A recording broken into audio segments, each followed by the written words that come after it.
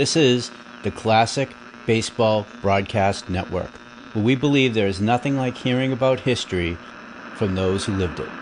Listen to our full catalog of broadcasts at classicbaseballbroadcast.com. Williams stands deep in the box. The pitch by Pierce is a foul back off in the lower deck. So the count remains at 2 strikes with Yogi Berra working back at the plate for the American League team. Ted Williams in left field. Mickey Mantle is playing today in center, and there was some question as to whether the great center fielder of the Yankees would be able to make it. He's wearing a knee brace which extends from his upper thigh down below the calf of his leg, and he'll be moving. Here's Pierce's delivery, a let-up curve that's just a little high for a ball. 1 ball, 2 strikes. Johnny Temple. Redleg's uniform with that vest-like top is rather cool, and when Ted Kluszewski gets into the game a little later, I imagine you'll hear some sounds from the fans. The 1-2 delivery, a curveball, throws his bat, misses, and the bat goes down to third base coach. Freddie Hutchinson, strike 3. Billy Pierce records the strikeout, the first of the All-Star game, as Johnny Temple goes down waving.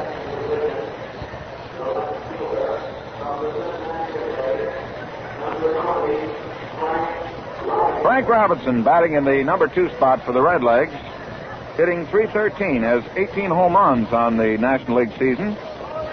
He made quite a jump from the low minors to the Cincinnati Redlegs and has really been powdering that ball. Open stance, stands up in the front part of the box, takes a swing, and he cuts back on a foul. Frank wears number 20, tall, slender youngster, born August the 31st, 1935. He was just a baby when many of these fellas, who will be seeing action today, were playing.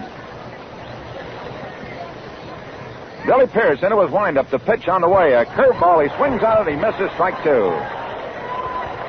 So the left-hander, Billy Pierce, being used by manager Casey Stengel to start off this All-Star Classic, continues to handcuff the first 2 men to face him.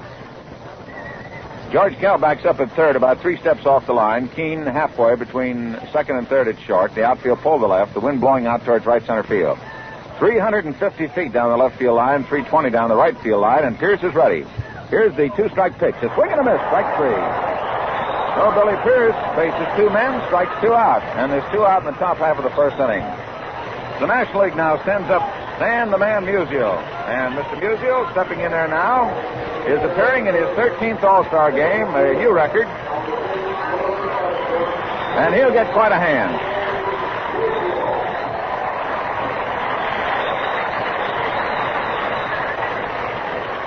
Musial, a left-hand batter, deep in that batter's box, feet close together, hunched up. The pitch by Pierce, a ground ball hit to the left side. Keene to his left has it. The throw to first, out. So Stan Musial bounces out short to first. Harvey Keene to Mickey Vernon. And in the top half of the first inning for the National League, no runs, no hits, no errors, nobody left on, and Billy Pierce strikes out 2 of the first 3 men to face him. And at the end of the first half inning, the score, National League nothing, the American League coming to bat. Harvey Keene steps in there. Harvey representing the American League at shortstop, number 7. Currently hitting .354 in the American League season. Takes a look at a fastball from Bob Friend over the inside corner. Bob Friend is working his first All-Star game, and I believe he is the first Pittsburgh Pirate ever to start an All-Star game. The outfield shaded to the left. Keene swings over a close stance. The pitch, a fastball low and outside. 1 ball, 1 strike.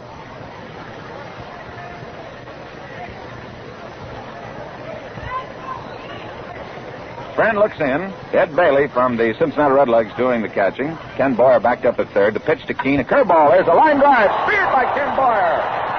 Boyer goes to his left. Speared that ball. And Harvey Keene goes back to the American League dugout talking about the great play of this youngster. So Keene lines out to Ken Boyer at third. Fine play by the youngster who moved to his left and dove for the ball and came up with it. The batter now is the left-hand batting Nellie Fox. Stands deep in the box. Swings over a close stance. The pitch by Friend. He swings on this one, pops one foul going over near the stands, and over is Boyer. He can't get to it. It's out of play. 1 strike. We're in the last half of the first inning, the All-Star game in Washington. The American League batting with one out, Nellie Fox the batter, no score. Friend is ready to pitch on the way. Nellie Fox takes a swing on a fastball outside, strike two. Friend has an unusual delivery in that he starts in his windup one time, then swings his arm out to the right and around. And it keeps the batter searching for that ball. The pitch by Friend on the way, a ground ball to the right side. Moving over to his left is Johnny Temple. Makes the throw to first to Dale Long out at first. So Nellie Fox bounces out second and first, two out in the last half of the first inning, and here's Ted Williams.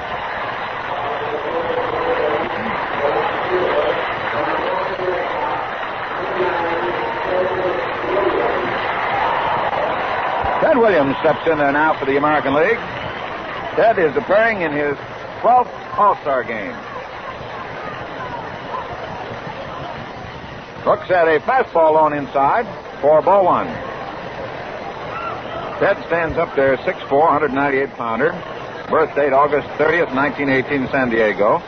And 32 times at bat in the All-Star game, has 12 hits.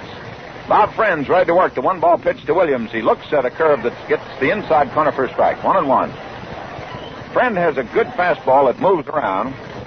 He throws a slider, and he has a good curve. Two out, nobody on. Last the first, no score. The right side of the infield backed up with the infield shift on.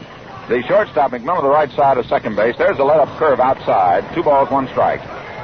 Ken Boyer, the third baseman, playing halfway between second and third, about 2 steps off the line. The shortstop, McMillan, is over about 5 steps to the right of second. Johnny Temple, the second baseman, halfway between second and first, and Long deep at first. The pitch to Williams, a swing and a miss on a fastball. And it's now 2 balls, 2 strikes, 2 out.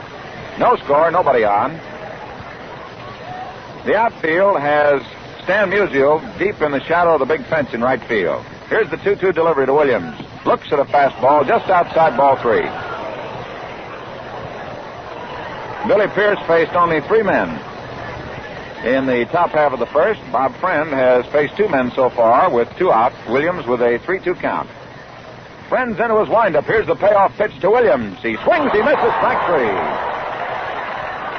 So, in the last half of the first inning, no runs, no hits, no errors, and nobody left on. 1 strikeout for Bob Friend, and the score at the end of the first inning is the National League nothing, the American League nothing.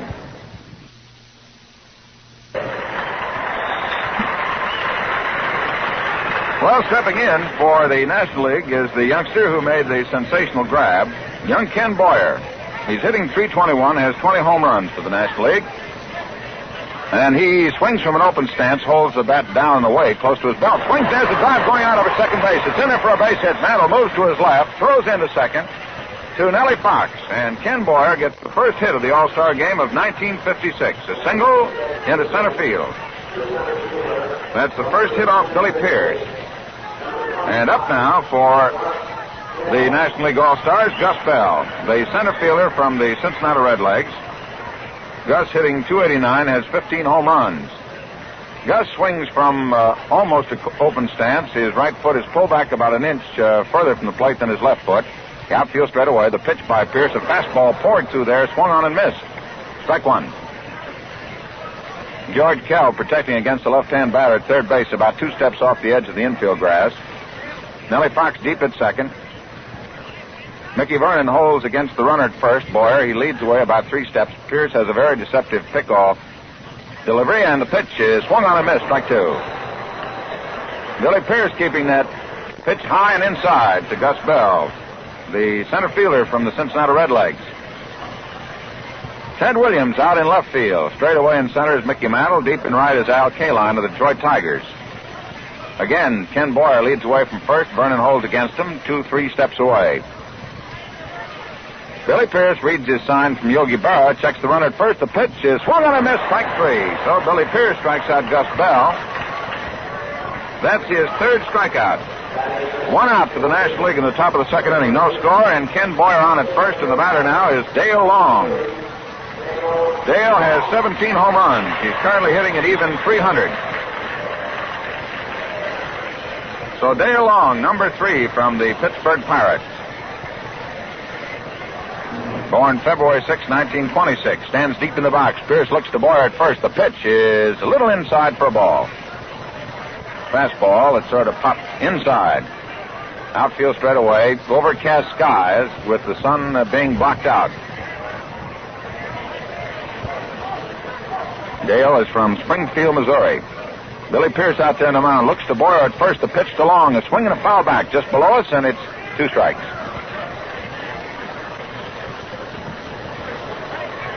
Check that count. 1 ball, 1 strike. 1 out and 1 on. Cal again moves in a little closer third, protecting against Long. The pitch is taken high outside, and it's 2 balls, 1 strike. National League has on deck Ed Bailey, the fine catcher from Cincinnati, who has a .335 batting average, has 14 home runs. Pierce again looks to first base. Here's the pitch on the way. Here's a fly ball foul going on top of the roof back of third base. And the count goes to 2 balls, 2 strikes. The playing field here in Griffith Stadium is in beautiful shape. Grass reflecting a mighty fine green and reflects the great work of the ground keepers here in getting the ballpark in great shape for this classic here in 1956. 2 balls, 2 strikes. A runner on at first is Ken Boyer. We are in the top of the second. A pitch by Pierce to Dale Long. A fastball, strike 3 call. So Billy Pierce continues to write a new chapter to the strikeout story as he adds his 4th strikeout in the 6 men he has faced so far. So there's 2 out in the second inning. The batter is Ken Boyer on at first, and the batter is Ed Bailey. Bailey also bats from the left side. Where's number 6? Ed is from Strawberry Plains, Tennessee. And he's having a mighty fine year. Stands deep in that left-hand batter's box, holds the bat right on the end, crouches just a little, holds the bat back like a whip, and looks at a curve outside for ball 1. Billy Pierce, the strong left-hander for the Chicago White Sox, again demonstrating his great ability to get that ball over the plate. Boyer leads away, throw over back safely, and Pierce sidearmed him over to first base. Stepping in ahead of the throw, getting his throw over their sidearm, almost got Boyer off. Here's the pitch. There goes Boyer. A swing. There's a throw down to Harvey Kane. He puts it on him. He's out at second. So with Ed Bailey swinging, Boyer trying to go to second. The throw went 2-6. And in the second inning for the National League, no runs, 1 hit, no errors, and nobody left on base. And at the end of 1.5 innings of play, the score National League nothing, the American League nothing.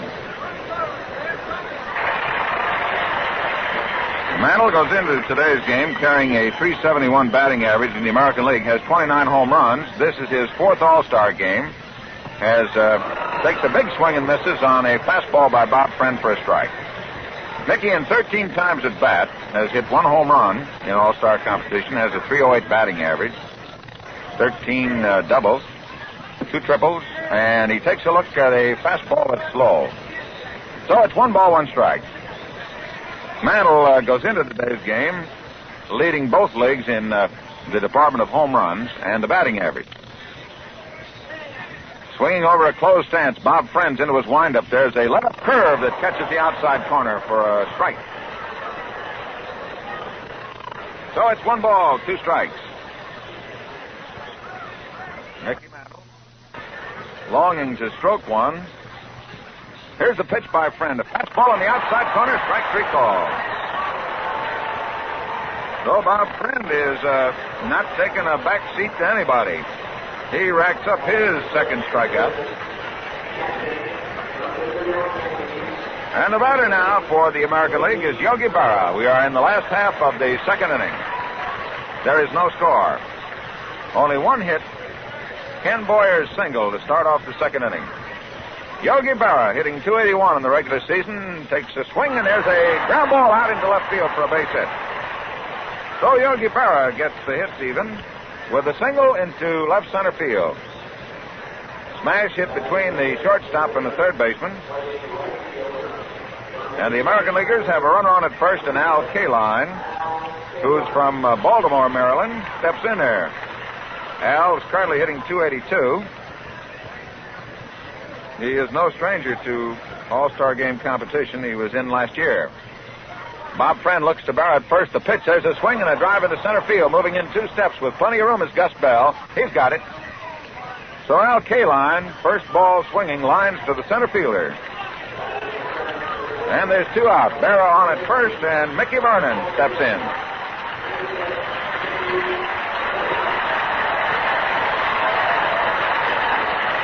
Mickey, a great favorite here in Washington, where he played for so many years. Having a great season with the Boston Red Sox, hitting .324, has 7 home runs, left-hand batter. Barrow leads away. The outfield straight away, the pitch by Friend, a fastball high and inside. Ball 1. Scoreless ball game. We're in the last half of the second inning. The American League at bat. Barrow on at first. Long holes against him. Here's the pitch to Vernon. He swings and misses for a strike. 1-1.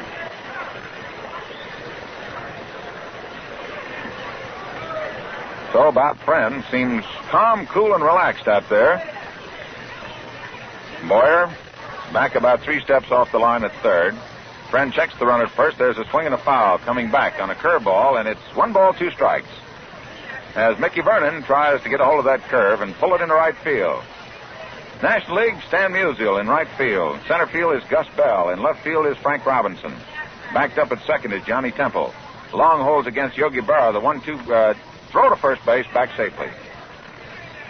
Bob Friend, very quick with that throw over to first. Checks the runner. Here's the pitch. Outside.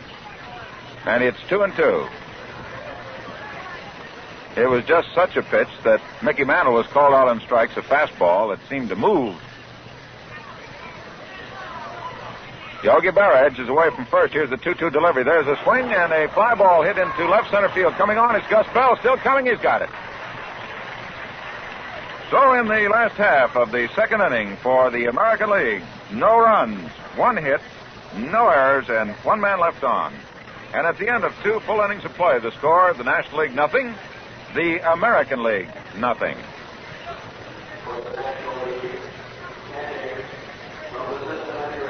Ed Bailey, who was up to bat in the second inning when Ken Boyer was sent down to second base and thrown out by Yogi Berra, is back in there. Bailey, with a .335 batting average in the regular National League season, which is now underway, is in there, and Billy Pierce is ready to work. Here's the left-hander's delivery. It's a curve low and outside for ball 1. George Bertie Tebbetts, who competed in 3 All-Star games, is coaching at first base. Freddie Hutchinson of the National League, St. Louis Cardinals at third. The pitch is a fastball down through the middle for a strike. 1-1. Manager Walter Alston of the Brooklyn Dodgers,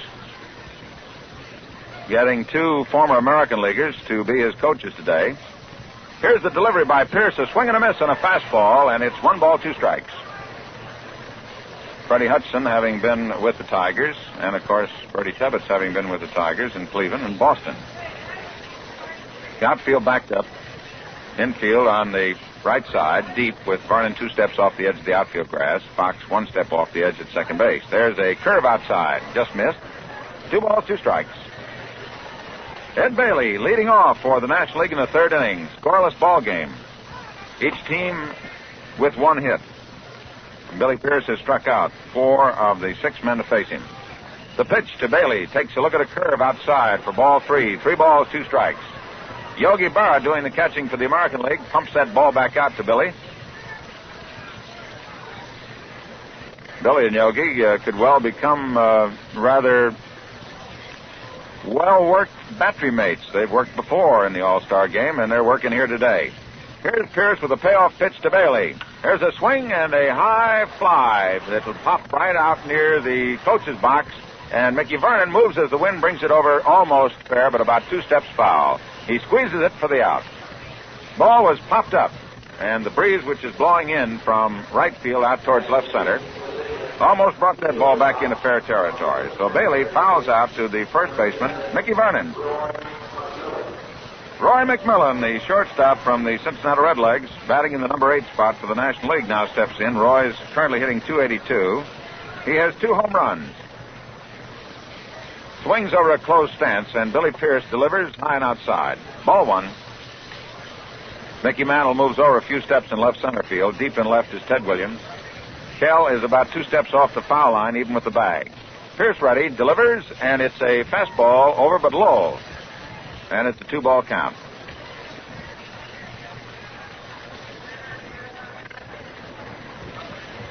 Roy McMillan wears glasses, steps back in there. Pierce is ready with a 2-ball delivery. Outside, ball 3. So this is the first batter that Billy Pierce has faced in which he has run the count to the wrong side of the ball and strike indicator. There is a left-hander working in the American League bullpen, and it looks like Whitey Ford. Here's the pitch by Billy Pierce, a fastball strike. 3 balls, 1 strike. So Casey Stengel may well go with his promise of using 3 left-handers in a row against the power-laden National Leaguers. The 3-1 pitch. Swung on, foul back, and the count runs to 3-2. Hitting off the facing up above the press box. While we wait for a new ball, let's pause 10 seconds for station identification. This is Mutual, the radio network for all America. WGN Radio, Chicago, serving the Middle West.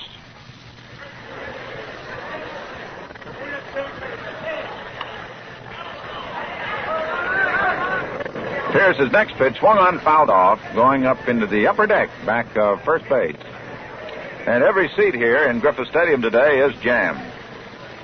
The high wall that runs from the right field corner out to left center field is, they tell me, 31 feet high. The pitch by Billy Pierce is swung on and fouled back again. So Roy McMillan is acting as a souvenir distributor here today, sending them around to everybody. And the press box occupants up there start to wave the white flag. They are in the direct line. And Roy McMillan's starting to get the aim up there. The outfield for the American League shaved around the left. Keene is deep and short. Pierce into his windup. The payoff pitch to McMillan is inside for ball 4. So Billy Pierce gives up his first walk. And McMillan becomes the second base runner for the National League, and he's on at first, and the pitcher Bob Friend is coming up.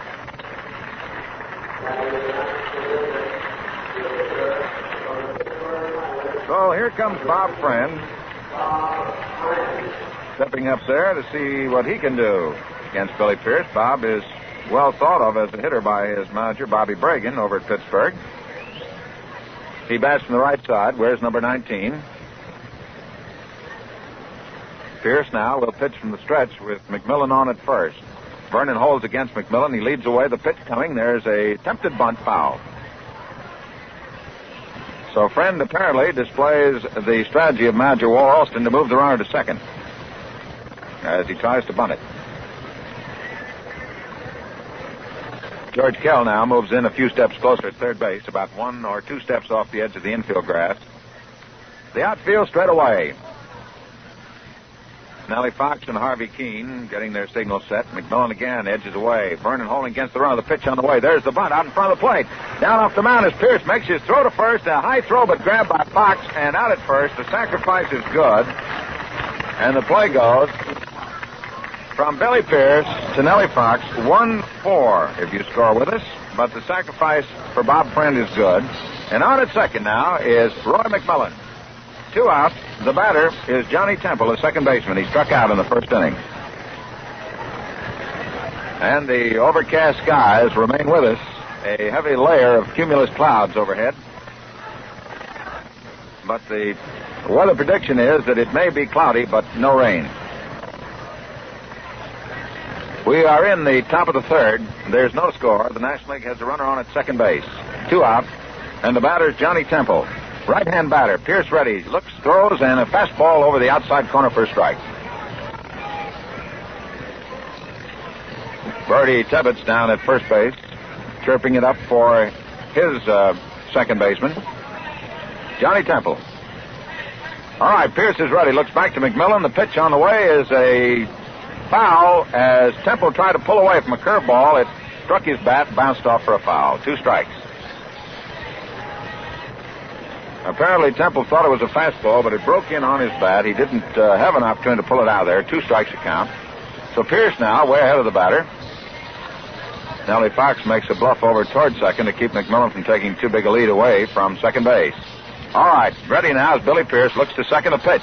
Fastball high. And it's 1 ball, 2 strikes.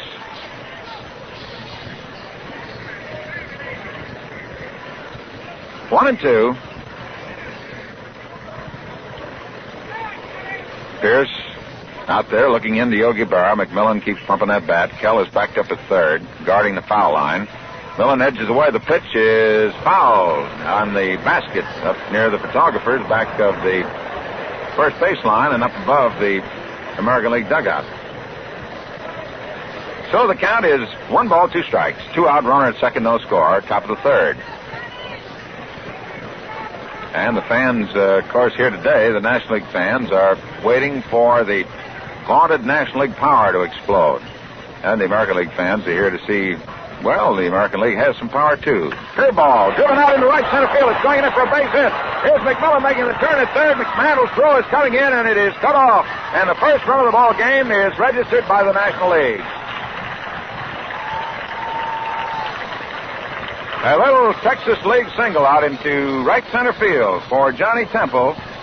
Drives in the first run of the ball game. So Roy McMillan from the Cincinnati Redlegs drew the walk. Sacrificed over by Bob Friend of the Pittsburgh Pirates. And Johnny Temple of the Cincinnati Redlegs singling into right center to bring him home. Here's Frank Robinson up there. Struck out his last time right-hand batter. The pitch swings on this one. Fouls it over the top of the roof. Score, National League 1, and the American League nothing. 2 out, runner at first. The outfield pull to the left with Mantle a few steps over in left center. Williams deep in left field. Al Kaline around in right center. The pitch is a fastball inside, and it's 1 ball, 1 strike. Well, Billy Pierce was going right along until he issued the walk. And the sacrifice and the single. Temple leads away from first. The pitch to Robinson takes a swing on a fastball, fouls it off. And it's 1-1.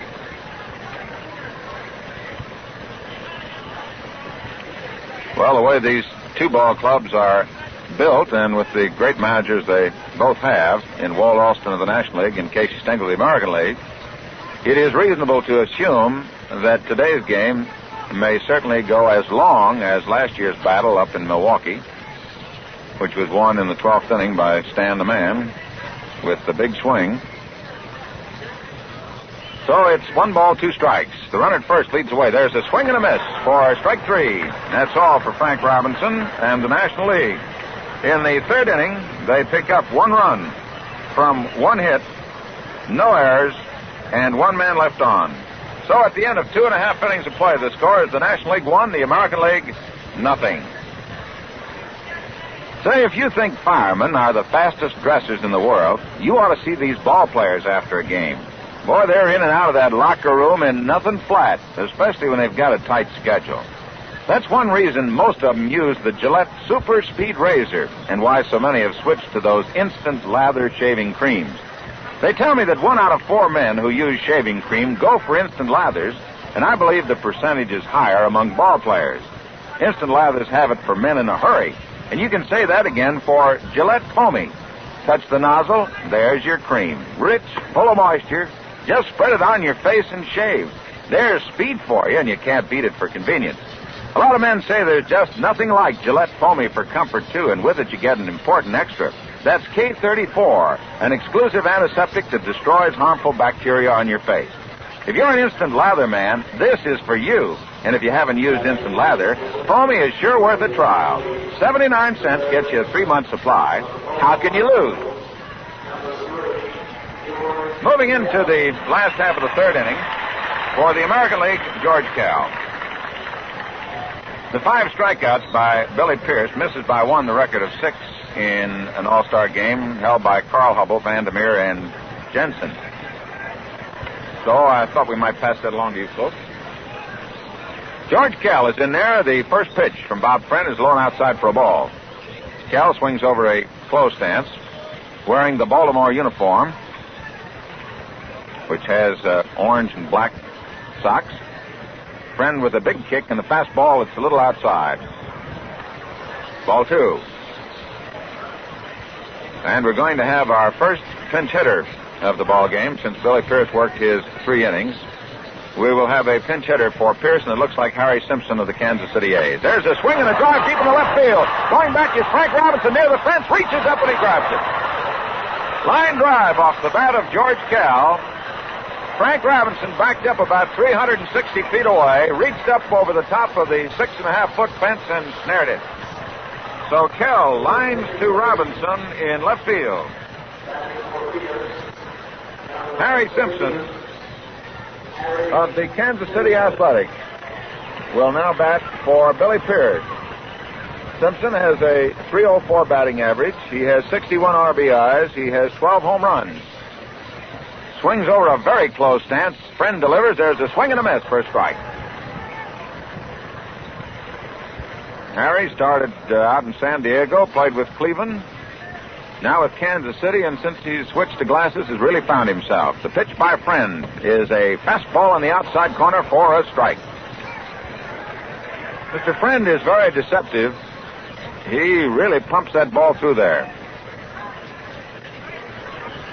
Here's the pitch. Swing, and the pitch is dropped. Bailey makes the throw down to first. So it's a strikeout for Bob Friend on Harry Simpson. Warren Spahn is starting to loosen up in the National League bullpen. So Simpson batting for Billy Pierce, strikes out. And for Bob Friend, that is his 3rd strikeout. And the assist, of course, the play going 2-3 with Bailey throwing to the first baseman. Harvey Keene, a ground ball to the left side, going through, out into left field for a base hit. Keene wrapping a curveball between the third baseman Boyer and the shortstop McMillan, getting a base hit. That's the 2nd hit of the game for the American League. And the batter now is Nellie Fox. Nellie, pound for pound, is one of the great competitors in American sports. And his little blooper just a few years ago over in Cleveland, in the presence of the big swinging men, was the deciding blow of the ball game. In close at third is Boyer. Nellie, who's a great bunter, chokes up a little on the bat. The pitch by Friend is a fastball high and outside for a ball. Harvey Keene on at first. The score is National League 1, the American League nothing. We're in the last half of the 3rd inning. 2 out. 1 ball to count. Outfield straight away. Keene leads away. The pitch, there's a swing and a slashed foul going up into the upper deck, back of third.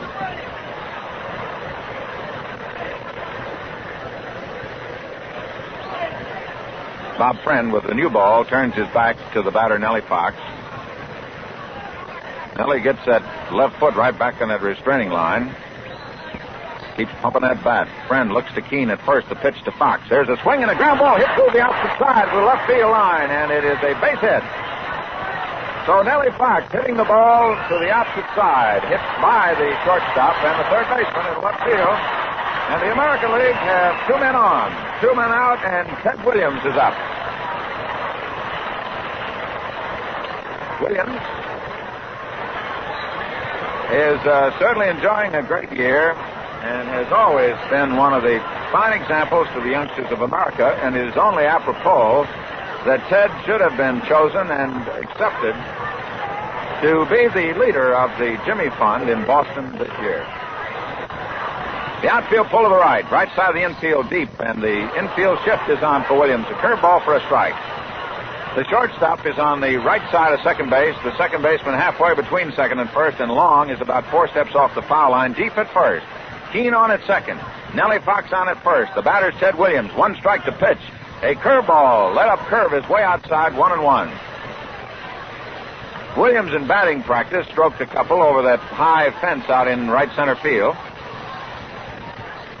Wears the shin guard, a short job, about 10 inches on his right leg to keep from fouling the ball off his foot. All right, Boyer is over near third, a fastball outside. So it's 2 balls, 1 strike. The batter, Ted Williams.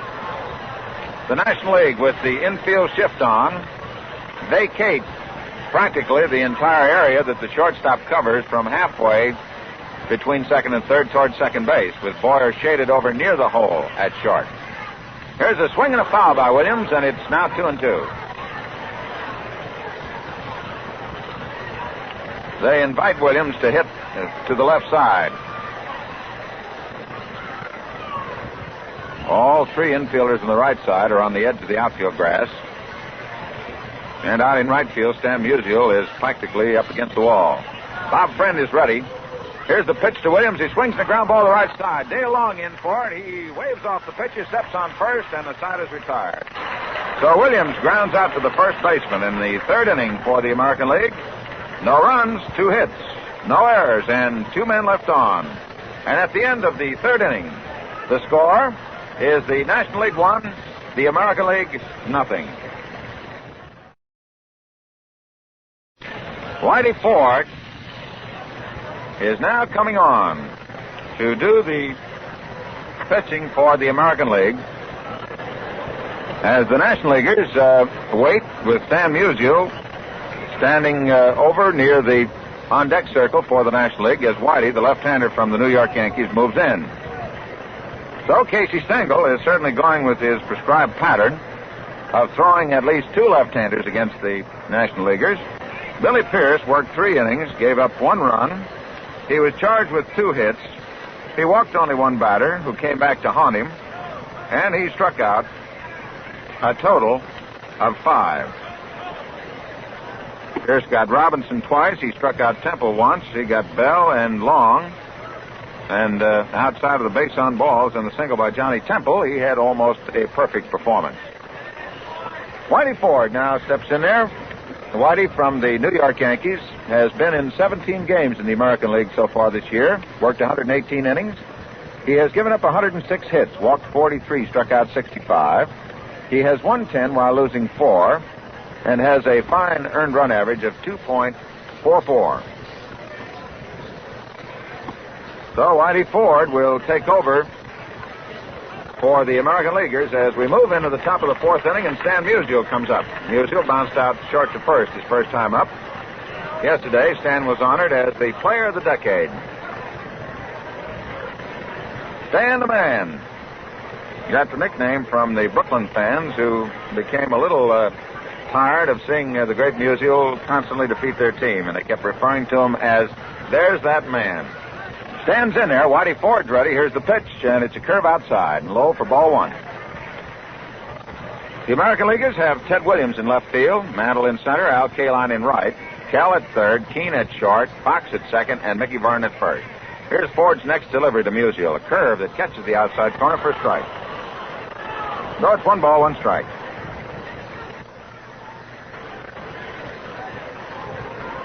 Musial holding that bat right on the end, cocked away from his left ear, takes a swing, and he misses for 1-2. 1 ball, 2 strikes. Fans have not had many opportunities yet to really let go. Here's the pitch by Ford, a curveball, foul back just below us, and the count remains 1 ball, 2 strikes. Whitey's given names are Edward Charles, born October 21st, 1928. He's 5'10 and a half, weighs 175 pounds. He's ready to work. And here's the pitch to Musial. Fastball, strike ball. Musial just nods his head, says, "Yes, sir." So Whitey Ford continues that string of strikeouts. He adds 1 to the 5 that Billy Pierce had, and that's the 6th strikeout against the National Leaguers today. The batter is Ken Boyer. He got the first of 2 hits by the National Leaguers today, a single in the 2nd inning. He was thrown out when, with 2 out and Bailey at bat, he tried to go to second. Barra's throw down to Keene was in plenty of time. The outfield respectfully pulls to the left for young Mr. Boyer, and the pitch by Whitey Ford is a curved strike. Left side of the infield backed up. You can hear Nellie Fox, perhaps in the background, chirping it up.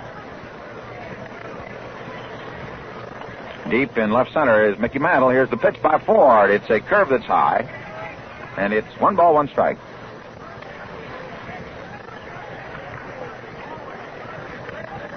Ford is appearing in his 3rd All-Star game.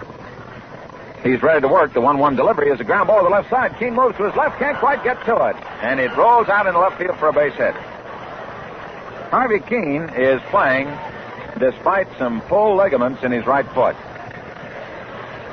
And Harvey says they'd have to carry me out there on a stretcher to keep me from playing in this game today. We're going to have a pinch hitter for the National League. Willie Mays being sent up for Gus Bell. So Willie Mays comes on to bat for Gus Bell here in the fourth inning. Willie is currently hitting .288. He has 13 home runs.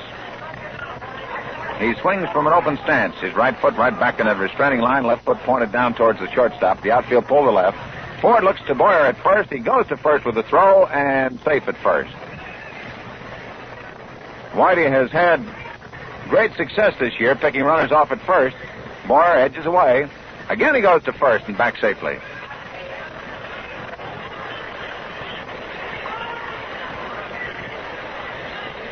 This is the top of the fourth. Here's the pitch to the plate. Swing by Willie Mays, and he misses. So that swing ought to start a little breeze blowing out there in center field. Willie was out to really wrap that one. Boyer at first leads away. One out. The pitch to Mays. The curveball. He drives it deep in the left center field. That ball is going to go for a home run.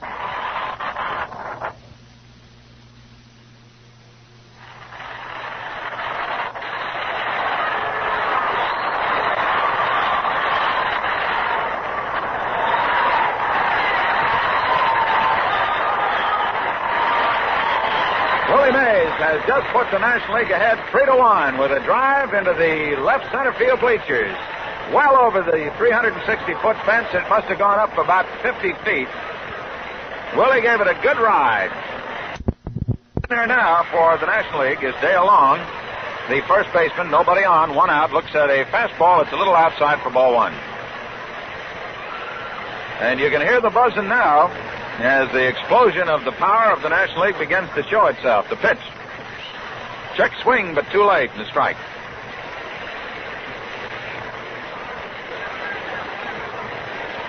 Fans are still buzzing on that explosion that has put two big runs up there for the National Leaguers. The pitch by Whitey Ford to Dale Long. He gets strike two, a curve. Changed his mind, but it caught the outside corner. National League leads 3-0. Top of the fourth inning, one out, nobody on. Long to be followed by Bailey. There's a drive deep in the right field, foul on top of the roof. And drops down in there. That is Willie Mays' first home run in All-Star competition. This is his third game. And I believe that's his fourth hit. He was batting .600. There's a swing and a miss for strike three. Dale Long goes down swinging. Second strikeout for Whitey Ford, the seventh against the National Leaguers today. And Ed Bailey, the catcher, who fouled out to the first baseman, Mickey Vernon, in the third inning, steps in. Two out, nobody on. Top of the fourth, and the score, National League 3, the American League nothing. Whitey Ford looks to Bailey, left-hand batter, pumps a fastball low and outside for ball one. Well, Willie made his first home run in All-Star game competition, a very prominent one. Ford is ready. The one-ball pitch outside. Curveball, ball two. So it's 2-0.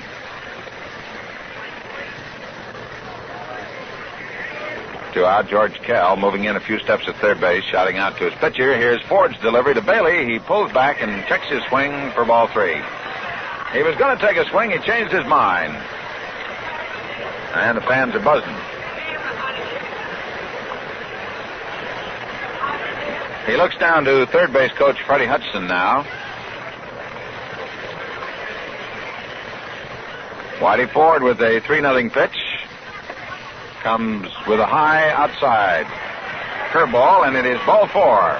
So the walk is issued to Bailey. And that is the first walk given up by Whitey Ford. That's the second of the ball game. at least by American League pitchers. And the batter now is Roy McMillan, the shortstop from the Cincinnati Redlegs, who walked in the third, sacrificed to second by Friend, and came on to score with Temple's single into right center field. Whitey Ford looks to first. Mickey Vernon holds against Bailey. The pitch to the throw to first, and almost had him. There's that very deceptive throw by Whitey Ford, and he almost got Bailey. Here's the pitch, a fastball low and inside. So it's 1 ball. And, of course, with battery mate Yogi Berra working on the other end of that line, Yogi can give it to Whitey when he figures that the runner is too far off. Mickey Vernon holds against the runner. Bailey, this time, keeps rather close. There's a curve, ground foul out in front of the plate. 1 ball, 1 strike. 2 out and 1 on. And we are in the top of the 4th. National Leaguers got 1 run in the 3rd inning. A walk, a sacrifice, and a single, and they have added 2 here in the 4th inning. After 1 out, a single by Boyer, and a home run by Willie Mays batting for Gus Bell. Ford goes to first again, back safely. Outfield shades around the left for McMillan, wearing number 11. Here's the pitch, a fastball, it's high. 1 strike.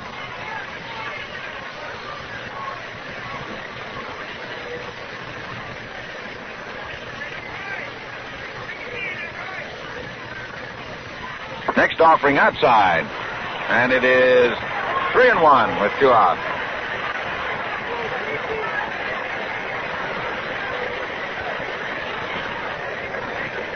On deck for the National League, looks like Rip Rapolsky of the St. Louis Cardinals. There's a strike, a curve on the outside corner.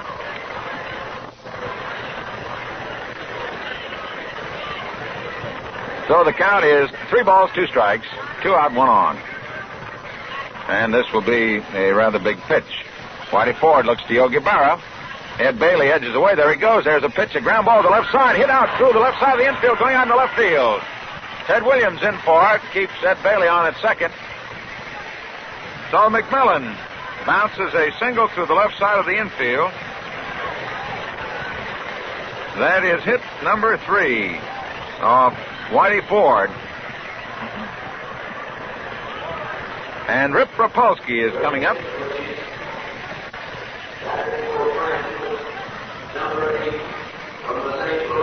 Rip Rapolsky is going to bat for the pitcher, Bob Friend. Jim Wilson is working in the American League bullpen, a right-hander. Rapolsky with an open stance holds the bat right on the end. A pitch by Whitey Ford, a fastball right down the middle for strike 1. Bailey on at second, McMillan on at first. National League is leading 3-0. The pitch by Whitey Ford is swung on, and a foul hit on top of the roof out into right field. Hits the edge of the roof and will come down into the stands. So the count is 2 strikes.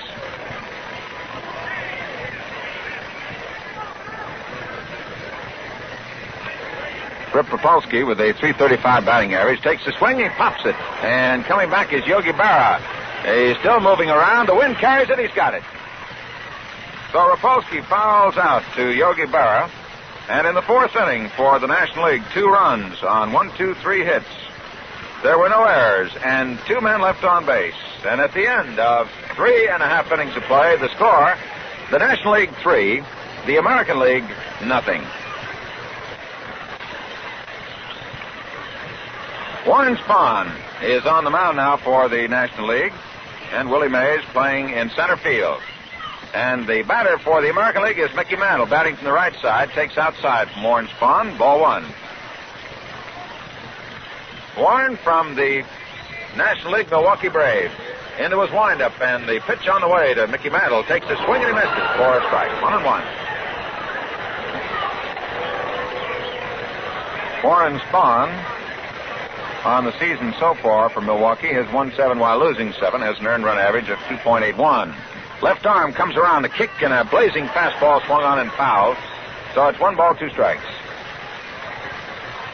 The National League's lead is 3 runs. They lead the American League 3-0. Jim Wilson continues to work in the American League bullpen. Mickey Mantle, a batter. Mantle last time up struck out. Here's the 1-2 pitch. Mantle takes the swing and he misses on a changeup. So Mantle swinging from the right side, strikes out. From the left side, he was called out on strikes. There's one away. The batter now is Yogi Berra. Yogi has one of the 3 hits. A single into left field. Willie Mays in center for the National League. Stan Musial in right. In left field is Frank Robinson. Warren Spahn into his windup. The left arm comes around with a fastball strike to Yogi Berra. Ed Bailey still doing the catching for the National League All-Stars. Spahn is ready to work. The pitch to Berra. Takes a swing and hits a ground ball back out over second. Going back there is the second baseman, Johnny Temple. Gets it, but can't make a throw. And so Yogi Berra gets his second hit of the ball game, a single back out over second base. So Yogi has 2 for 2 on the day, and the batter now is Al Kaline. This youngster, as you know, is the defending American League batting champion, and he is the youngest to win it in the American League. He beat Ty Cobb by 1 day. Warren Spahn pitching from the stretch, looks to the runner at first. The pitch to Kaline is a popper out into center field. Willie Mays is out there, and he's got it. Willie moved in about a step. So there's 2 out. While we wait for the next batter, let's pause 10 seconds for station identification. This is Mutual, the radio network for all America. This is WGN Radio, your Chicago Tribune station.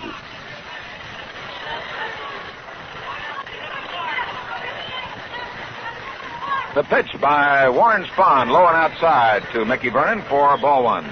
Mickey fly to center field his last time up. Runner on at first is Yogi Berra.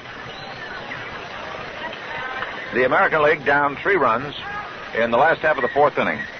2 out, Spahn's ready. The kick and the throw, and it's a foul back by Vernon.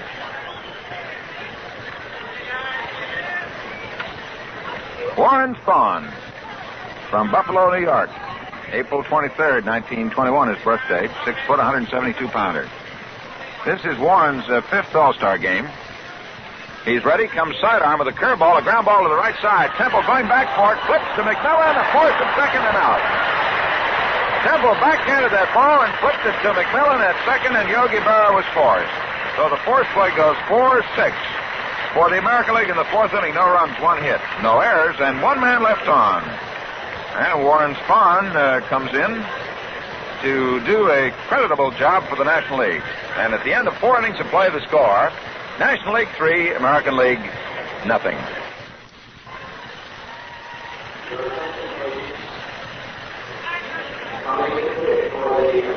We move now into the top half of the 5th inning. And we're going to have a new pitcher for the American League. Whitey Ford worked only 1 inning, and he gave up 2 runs on 3 hits. He walked 1, and he struck out 2. Billy Pierce, who started, worked 3 innings for the American League, gave up 1 run on 2 hits, walked 1, struck out 5. So the veteran right-hander, who should be well acquainted with most of the National League batters, coming on from the Chicago White Sox pitching staff, Jim Wilson.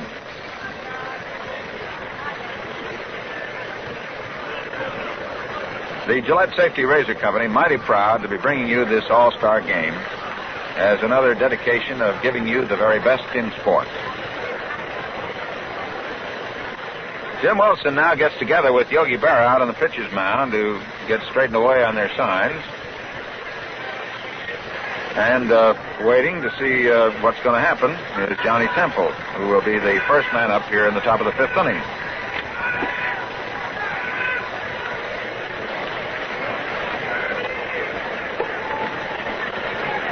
James Alger Wilson, born February 20th, 1922 at San Diego, 6'1", 195-pounder. Pitched no run, no hit game against the Philadelphia Phillies June the 12th, 1954. He allowed 2 base on balls and fanned 6. This is Jim's first All-Star game. He was with Baltimore in 1955, Milwaukee in 54, Milwaukee 53, Boston in the National League in 52. So Jim Wilson, number 30, a right-hander, and the first right-hander to be used today by the American League, comes in, and the first batter he'll face will be Johnny Temple, who swings from the right side. Temple had one hit in 2 times at bat against Billy Pierce. He did not face Whitey Ford. He drove in a run. Outfield's around the left and deep. Williams in left. Mantle in center, and in right field is Al Kaline. The pitch is a bunt down the third baseline. Coming in is George Kell. Grabs it, makes the throw. It is too late. So Johnny Temple beats out a bunt along the third baseline. And that is the first hit off Jim Wilson. And that is hit number 6 for the National League.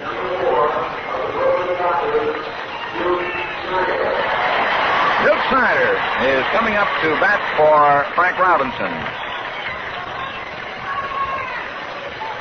So the cards are falling right into Manager Walson's lap. With a right-hander due up there, Duke Snyder comes up, the Duker from the Brooklyn Dodgers. The throw to first by Wilson, back safely, is Johnny Temple. Duke wearing number 4, wearing the light blue lettering of the Brooklyn Dodgers and the Blue Sox. Duke is hitting .295 currently, has 19 home runs and 43 runs batted in. Duke Snyder. There's a pitch by Wilson, low and inside, a curveball. And it's ball 1. Duke Snyder stepped out of the box when he found the scoreboard had given him a couple of counts that he did not particularly want without being delivered to. Throw to first by the pitcher Jim Wilson, and back safely is the runner Johnny Temple. Snyder waiting, and the pitch is taken for ball 2. So the Dukers up there.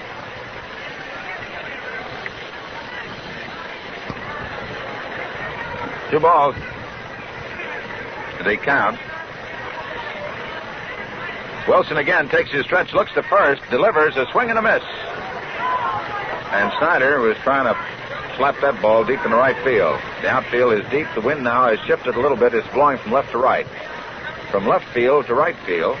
In close at third is George Kell, about 2 steps off the edge of the infield grass. Keene is shaded over near second, and Fox is halfway between second and first. Mantle deep in right center. The runner at first leads away. Here's the 2-1 pitch to Snyder. Fastball, strike 2 on the outside corner, just below the belt. This is Duke's 6th All-Star game. 7 times at bat, has 3 hits. .429 average. Throw to first, back safely. Jim Wilson trying to keep Johnny Temple rather close with nobody out. And Snyder batting here in the top of the 5th inning. National League leads 3-0. The pitch. There's a swing and a fly ball hit into left field. Williams with his glasses down, moves in, has range, and he takes it. So Duke Snyder flies to Ted Williams in short left field. And it brings up the number 3 batter in the National League lineup, Stan Musial. Stan bounced out short to first in the 1st inning off Billy Pierce. He struck out against Whitey Ford in the 4th. So Stan Musial is in there with his St. Louis Cardinal uniform. Stan does a sort of a little hula just before he gets ready to take a look at that first pitch. Throw to first by Wilson. Back safely again is Johnny Temple.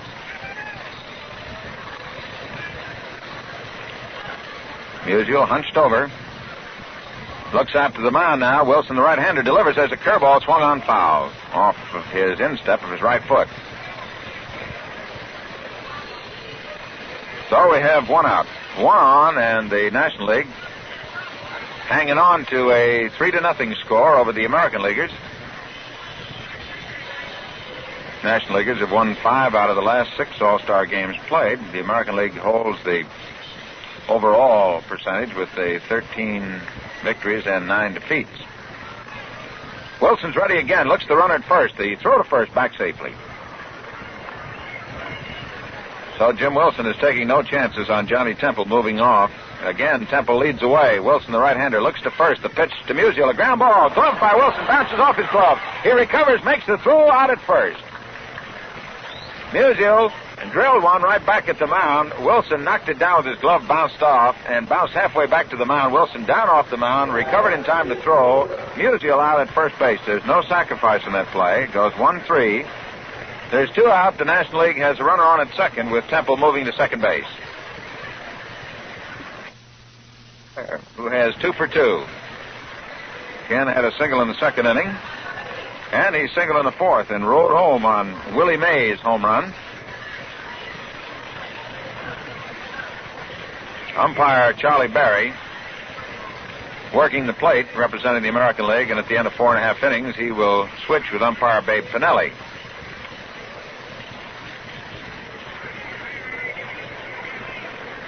Ed Hurley of the American League at second, Artie Gore of the National League at first. All right, the pitch is on the way to Boyer. He takes a swing and loops one out into right center field. It's going to drop in there for a base hit. Here is Temple turning for third, and he'll make it, and he comes around to the plate to score. It was a little blooper hit out into short right center field. Mantle, who was fairly deep in left center, and Kaline, who was in right center, all converged on the ball along with Nellie Fox. No chance to get it, and Temple, who can streak, comes on to score. So that is another hit for young Ken Boyer, his third of the ball game, and the National Leaguers now move out ahead 4-0. The batter's Willie Mays. 1 time up, 1 home run. The pitch, there goes the runner, popped up, and it's coming back out of play foul. Boyer had taken off. So Wilson gives up 2 hits, and he gives up 1 run. And all 3 pitches that have been on the mound today for the American League have been nicked. Billy Pierce worked 3, gave up 1 run. Ford worked 1, gave up 2 runs. And Wilson, who's worked 2/3 of an inning, has given up 1 run off 2 hits. Mays, right-hand batter, number 24 on his giant uniform. The runner at first leads away. Wilson's ready, delivers, and there's a swing and a miss, and Willie loses his cap. Nice catch by Willie.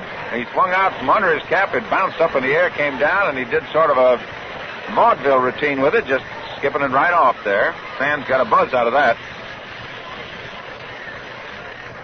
2 strikes to Willie.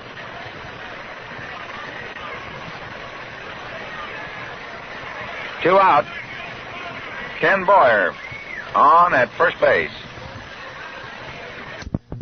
Deep at third, guarding that foul line. Willie Mays waiting. Here's the pitch. No, throw to first, back safely. Look out to the bullpen. There's a right-hander working for the American League. Here's the curveball. It's over for a strike. Willie pointed at the plate, and it is strike 3 call. So for the National League in the top of the 5th inning. 1 run on 2 hits, no errors, and 1 man left on. And at the end of 4.5 innings of play, the score is the National League 4 and the American League nothing. An automatic contribution when you buy your Gillette razor now. Well, this is Bob Neal. It's been my pleasure to take you over the first 4.5 innings, and it's now also my pleasure to present you to the youngster who will carry over the last 4.5. And that's the young man who works the Washington Senators here during the regular season. And it is my pleasure to present now Bob Wolf.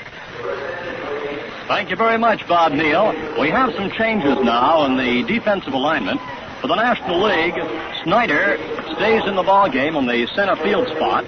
Willie Mays has moved from center field over to right field, and Stan Musial has gone from right field to left field. So the defensive alignment for the National League in the outfield is now Musial in left, Snyder in center, and Mays in right field. We also have changes in the umpiring assignments now, with Dave Pinelli now at the plate, Charlie Berry now at third base, Artie Gore at second base, and Ed Hurley at third base. All set to go as Warren Spahn looks in where George Kell is waiting at the plate. Kell is 0 for 1 in this game, and the first pitch is a called strike 1. A curveball in the outside corner by Warren Spahn. Kell, last time up, lined one out to deep left, and Robinson took it out near the fence. Right out there now, there's a new left fielder, Stan Musial. Kell waits, he bunts, and it goes foul outside the third base line. Strike two to George Kell of the Baltimore Orioles. Went from Baltimore to Baltimore from Chicago in that mid-June trade. This is a sixth All-Star game. Lifetime batting average prior to the season of .310. Count is 2 strikes. He swings. There's a slow grounder going out to McMillan, the shortstop. He's up with it. The throw to first base to Long, and Kell is out number 1 on the home fifth. So there's 1 away. In the home fifth, as the score of the ball game is National League 4 and the American League nothing. And now coming up, Billy Martin is coming up as a pinch hitter in the ball game for Wilson.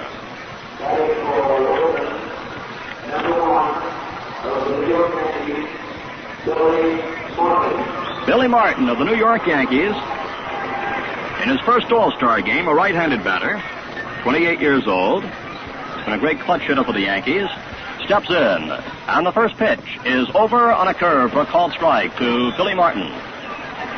Going into the All-Star game, Martin is batting .270 for New York with 4 homers and 23 runs batted in. He wears number 1 on his uniform. Strike 1 the count, the left-hander ready. The pitch is wide, and the count now is 1-1 to number 1 with 1 out in this home fifth. Billy Martin, the batter. They're playing him around slightly toward left. Jam-packed crowd watching the ball game this afternoon. Spahn's pitch, a fastball, which is over at the knees for a called strike 2. And Martin steps out just a bit, smooths the dirt, now decides to pick some up, get a bit of grip on that bat. It's a warm, humid afternoon here in the nation's capital. Good, old-fashioned baseball weather. 2 strikes and a ball to count. Martin grips that bat right down at the end. Here comes Spahn's pitch. It's a ground ball going out to McMillan, the shortstop up with it, over to first base to Long, and they're 2 away in identical fashion from short to first. 2 outs in the home fifth as Harvey Keene, who is lined out to Ken Boyer, who made a terrific play back in the first inning, and since has singled to left field, comes up for the 3rd time. Harvey Keene stepping in. Wears number 7 in his uniform. He's playing, as Bob told you, despite that bad leg. He takes a called strike. Hobbles just a bit when he runs defensively, but of course he has that great eye at the plate, and he wanted to be in this game come what may. This is his 4th All-Star game. Husky right-handed batter. The pitch, a change-up, and there's a ground ball. Boyer dives for it, comes up with the ball in the hop, throws to first for the out. Ken Boyer with 2 exhilarating plays this afternoon. Now with a hard hit ball inside of third. Boyer took a headlong dive, speared it on the hop, threw to first base, and Keene is out to retire the side. 3 up and 3 down in the home fifth. And the score of the ball games after 5 innings of play. The National League 4, the American League nothing. I give a lot right now for a shower and a shave, and make mine a Gillette shave with plenty of hot water, a good lather, a fresh blade. That's the way to cool off and get a pickup that carries you through the rest of the day. If you're not onto this one, get yourself a Gillette Super Speed Razor, the one that's made to match your skin and beard. There are 3 types, light, regular, and heavy, with varying edge exposure, edge angle, and weight. Drop into a nearby store and get yourself fitted to the Gillette Super Speed Razor that has what it takes for you.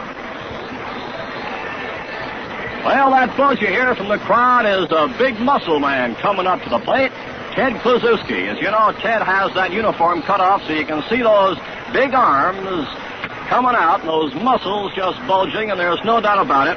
When a pitcher looks in there, he has to know that he's facing a menacing person at the plate.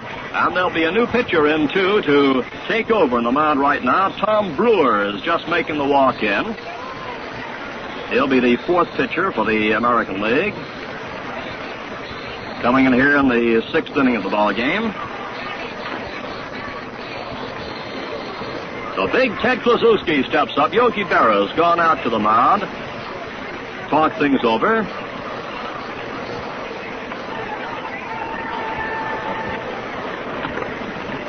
Here's Brewer taking his warm-up pitches. This is his first All-Star game. He comes from the Boston Red Sox, his 3rd year in the majors, and he's a right-hander from Wadesboro, North Carolina. He has 11 wins and 3 losses going into the All-Star game today. 24 years old, he's 6'1", 175 pounds. Last season showed tremendous pitching potential. He was 0-6 when the year started and 11-10 when it came to a conclusion. Tom Brewer, right-hander from the Boston Red Sox. And here's the announcement putting Big Ted in the lineup right now, batting for Dale Long. Ted Kluszewski being announced to the crowd, batting for Dale Long. In the top of the sixth, with the National League is in front by a 4-0 score. This is Kluszewski's fourth All-Star game. He's had an All-Star average of .417 and 12 at-bats. His 10th year in the majors, comes from Argo, Illinois. Big, husky left-handed batter with a lifetime average prior to the season of .303. Hit 47 homers last season, 22 this year to lead the league. He looks at a called strike one as Brewer comes in with a pitch on the outside corner. It has 55 runs batted in this season, a .282 batting average. Left-handed batter, menacing figure at the plate. Brewer comes in with a fastball, and it's fouled back. And that one glanced off Berra's right hand on the foul. And Yogi now is holding on to that hand. Looks like it hit the back of his fingers there, and George Kell, the third baseman, is coming in to look at it as Yogi goes out to the mound of Brewer. That really stung him, but of course, Berra wants to stay in there. He is not called for help. However, Kell has motioned to trainer John Fadden, who is the American League trainer from the Boston Red Sox, to come out and look at Yogi Berra.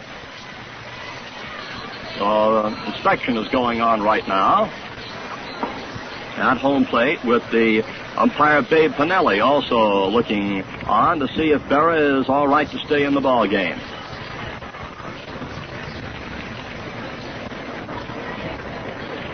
Trainer Fadden of the Boston Red Sox asking Berra, who says he's all right, and Yogi stays in there as the trainer goes back to the dugout off on the right-hand side.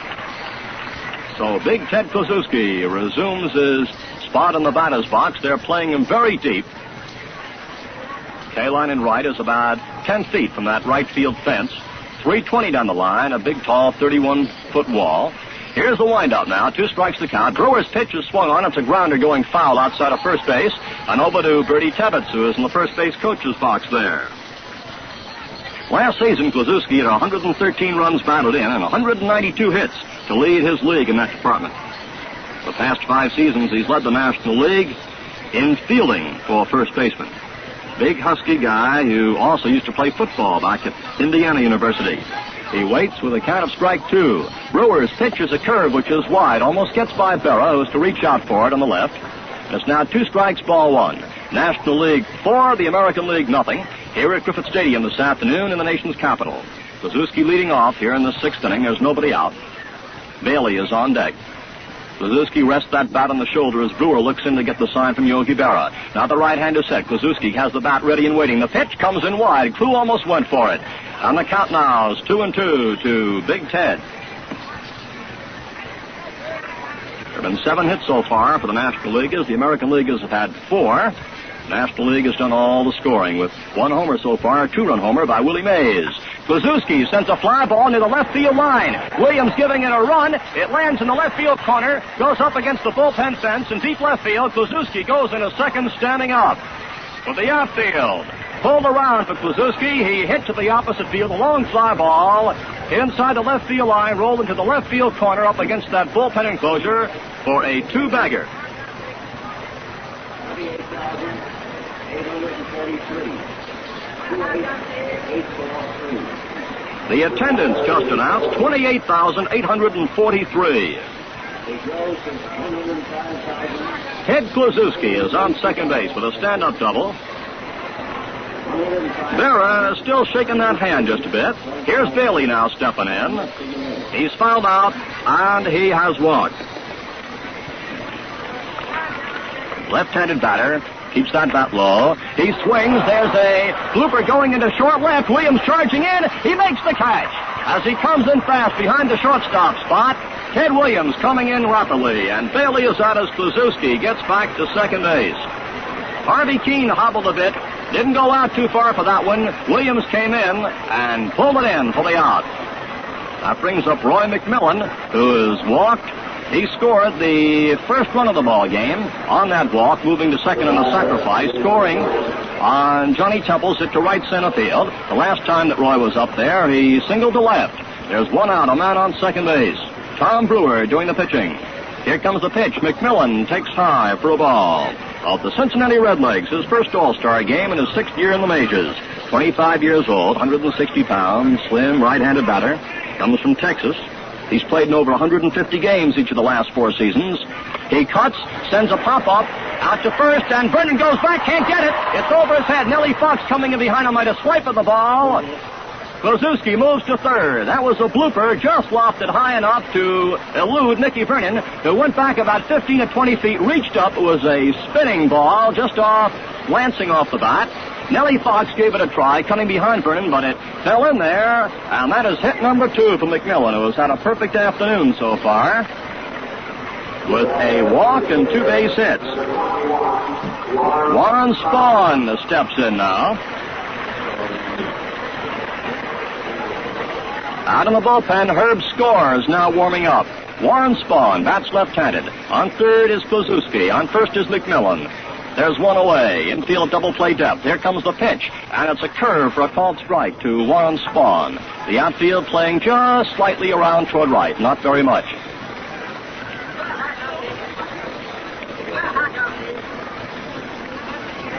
Strike 1 the count. The pitch. It gets away from Yogi Berra as it hits the ground. Here comes Kluszewski scoring, and McMillan goes to second base. A wild pitch as Kluszewski scores for the National League. McMillan moving to second. Ball hit in the dirt and went back toward the base of the screen. The National League now leads by a score of 5-0 in the ball game. On second base, McMillan in scoring position. Count 1-1 to Warren Spahn. Herb Score throwing in the American League bullpen in right center field. The pitch to Spahn. There's a ground ball going to the third baseman, Kell. He keeps the runner at second and throws Spahn out at first base for out number 2. So there are 2 away now. McMillan is on second, and before Temple gets up, let's pause 10 seconds for station identification. This is Mutual, the radio network for all America. And this is WGN Radio, your Chicago Tribune station.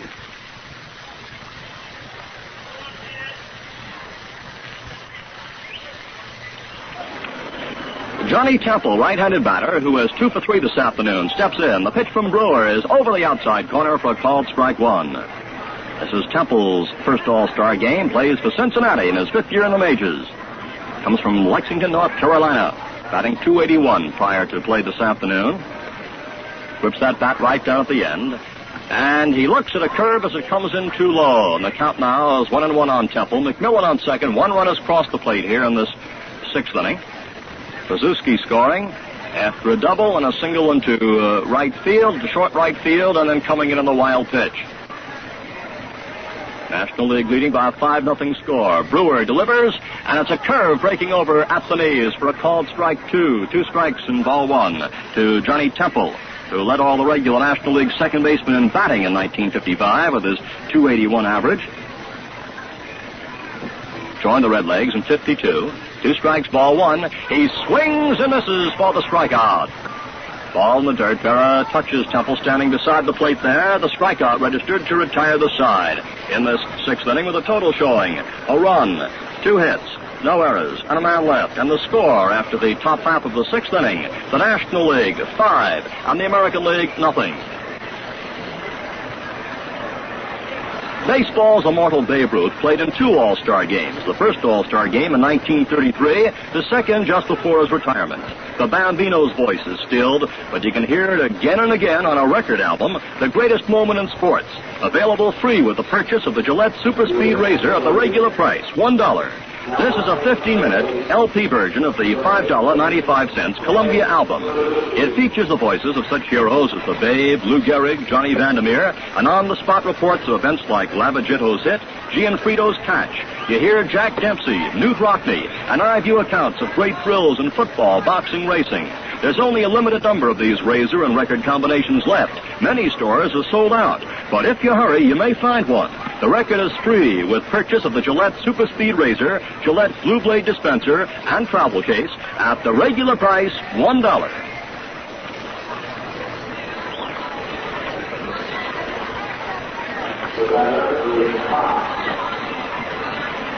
Ted Kluszewski stays in the ballgame, takes over at first base as we move into the home 6th. And Nellie Fox now steps in. He is 1 for 2 this afternoon.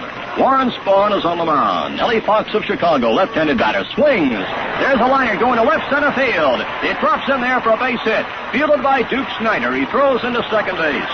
And Nellie Fox is on first base with a single. Ted Williams coming up, and you can hear that crowd in the background, playing in his 12th All-Star game. Batting .368 as he went into it today, with 5 homers and 30 RBIs. Big Ted's had 4 batting titles, and in 1941 he starred in the All-Star Classic, his home run winning it. Williams steps in. He's 0 for 2 today. He looks at a called strike and a curve in the outside corner, knee high. Williams has struck out and he's grounded out so far this afternoon against the National League. On the count now, 1-1 to Ted. Mickey Mantle, there's nobody out. American League with a man on first base, trailing by a 5-0 score in the home 6th. Here's the pitch, and it drops low. Little spin on that one as it came in. Count now is 2 balls and a strike.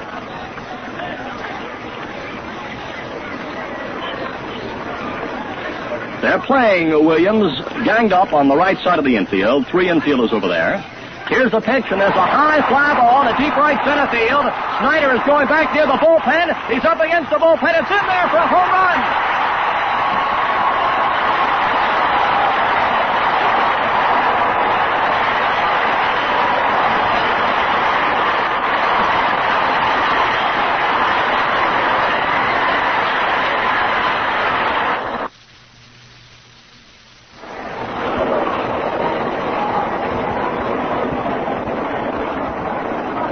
And the pitch comes in wide to Mickey Mantle. Count now is 2 balls, strike 1. Mickey Mantle in his 5th All-Star game. Switch hitter batting right-handed against southpaw Warren Spahn. 2 balls and a strike. Here comes the pitch. And it's a swing and a miss as Spahn changed speeds on him that time, 2-2. Ted Williams swatting one approximately 420 feet from the plate.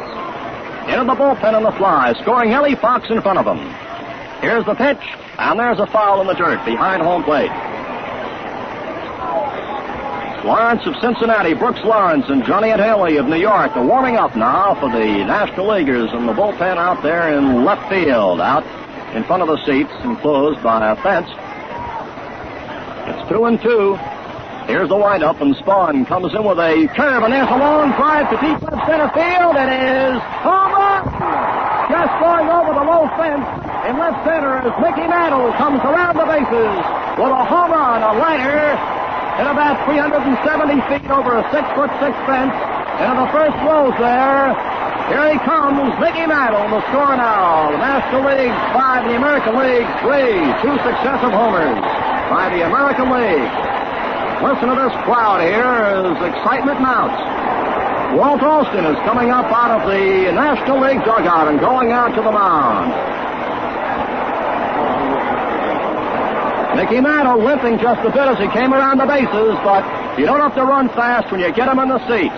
They were in the new seats up there, just clearing that fence, and some fan has a very fine souvenir of this occasion. Alston has gone out there to the mound. He's joined by Bailey and, of course, by the pitcher, Warren Spahn. And we'll see whether or not Spahn does or does not continue as the American League has come to life here in this 6th with 3 successive hits, a single, and 2 homers in a row. And that will be all, it appears, for Warren Spahn.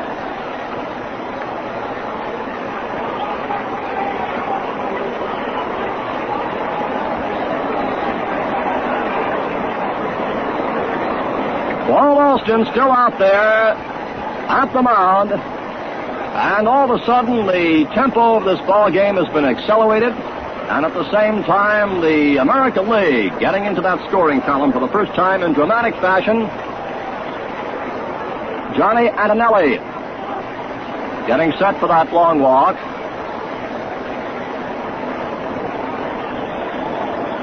Here in this inning, Nellie Fox led off with a base hit. Single out into left center field. Then Ted Williams with that towering homer into the bullpen And in right center field, and Mantle's line shot into the new seats in left center has given the American League 3 quick runs to put them within 2 of the National Leaguers. Johnny Antonelli, the New York Giants, is coming in. Spahn, in the 2 innings he worked, giving up 4 hits, no walks, struck out 1, gave up 3 runs, all earned.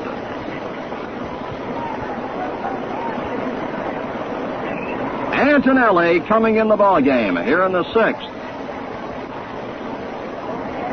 Johnny Antonelli in his 2nd All-Star game. His 7th year in the majors.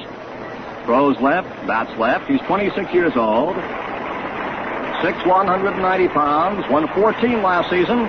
But in 1954, he won 21 for New York with an earned run average of 2.29, which led the majors then. From Rochester, New York. Going into today's game, he had 8 wins and 7 losses. And number 43 of New York, Johnny Antonelli, is now warming up as Spahn has left the scene of action. He's joined now by Walt Alston, who is going back into the National League dugout. Well, the dramatic aspects of this game are something to behold. And in an all-star competition with such tremendous sluggers as we have witnessed this afternoon, having been assembled here, a ball game can change in rapid fashion.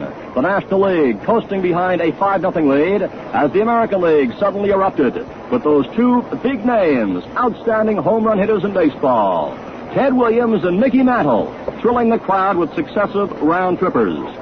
Sherm Lawler now comes up out of the dugout to pinch hit for Yogi Berra, who stayed in there despite getting cracked on the back of his fingers and had 2 hits while he was in the ball game, plus some fine defensive play.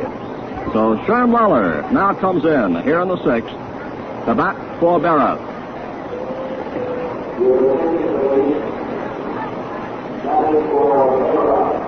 Lawler of the Chicago White Sox wears number 10 in his uniform.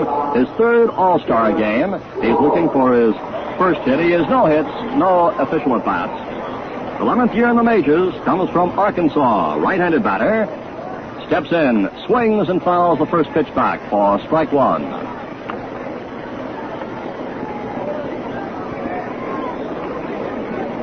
Johnny Antonelli is on the mound. Strike 1 to Sherm Lawler, batting .313 going into the Classic with 6 homers, 44 runs batted in.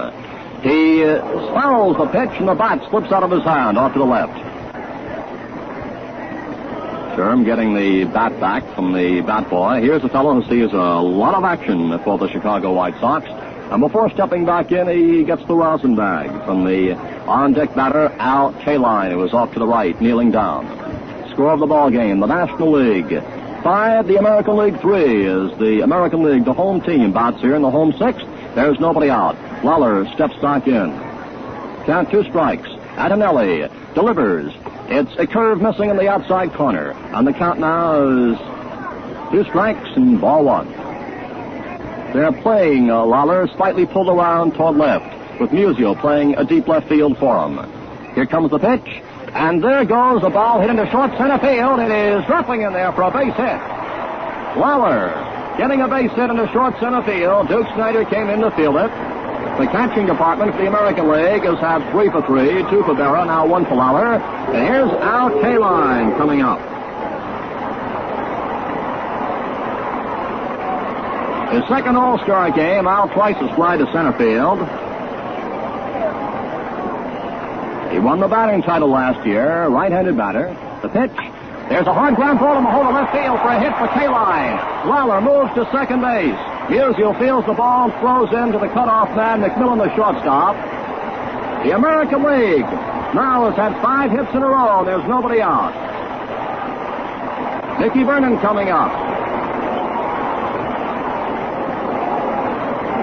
A single by Fox, a homer, a 2-run homer by Williams, a homer by Mantle, and successive hits now by Lawler and Kaline against Johnny Antonelli, the new pitcher in the ball game,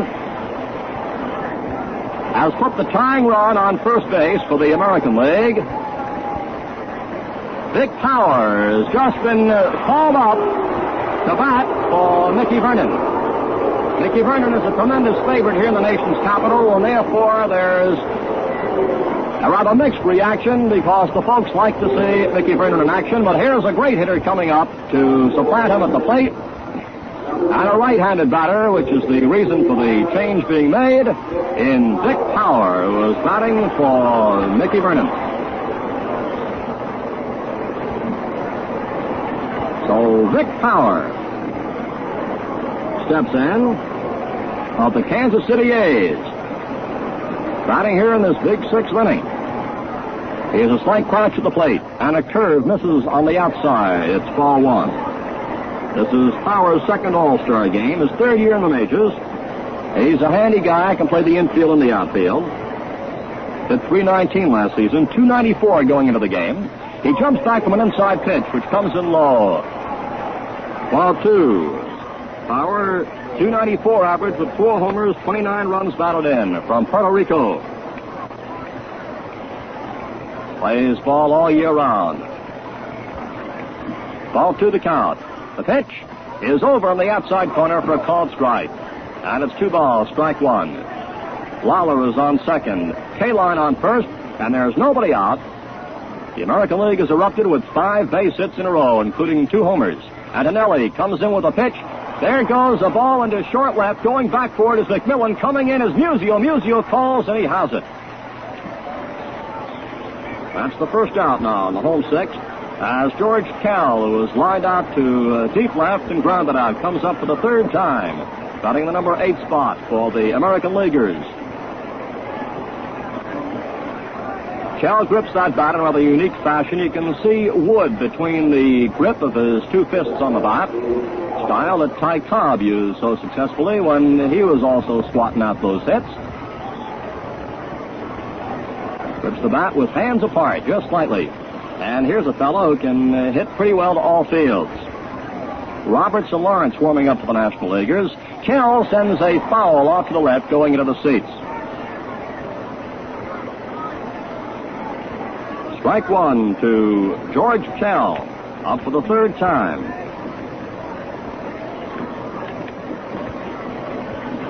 Kell comes from Swift in Arkansas. American League batting king back in 1949. Antonelli's pitch is low and scooped up by Ed Bailey, the catcher, as it went toward the dirt. 1-1 to Kell. Runners Lawler and K-line. There's one away, the infield playing at double play depth. Outfield slightly pulled around toward left.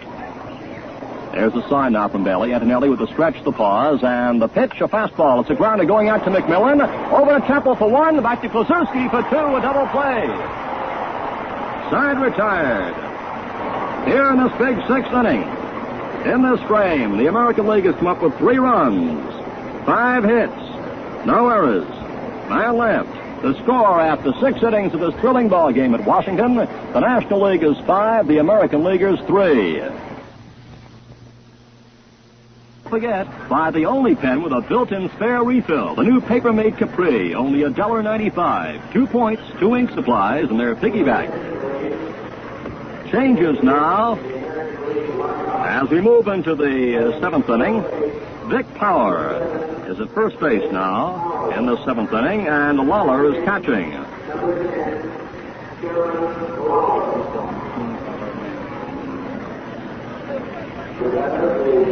Duke Snider comes up.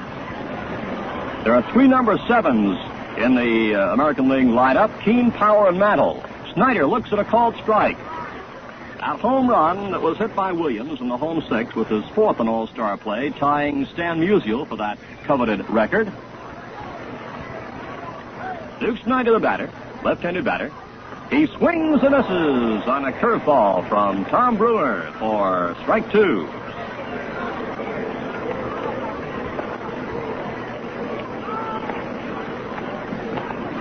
This is Duke's 7th All-Star game and his 10th year in the majors. Lifetime batting average over 300. Here comes the pitch, and he jumps back from an inside one to make the count 2 strikes and a ball. Big Duke comes from California. Last season batted .309 with 42 homers and 136 runs batted in to lead the league. 19 homers going into the All-Star Classic, 43 runs batted in, a .295 average. The pitch comes in low to the Duke, who now steps out. And the count is 2-2 to Duke Snyder with Stan Musial on deck. This is the seventh inning, the National League leading the American League by a score of 5-3 in the All-Star Classic at Griffith Stadium in Washington. Brewer delivers a curve. It's missed. And Snyder goes down swinging on the strikeout. One out in the seventh inning, and Stan the Man comes up. Stan Musial. His 13th All-Star game in his 15th year in the majors. That famous Musial crouch there. There goes a fly ball to deep left. Williams is going back. It's going up. It's a home run for Musial.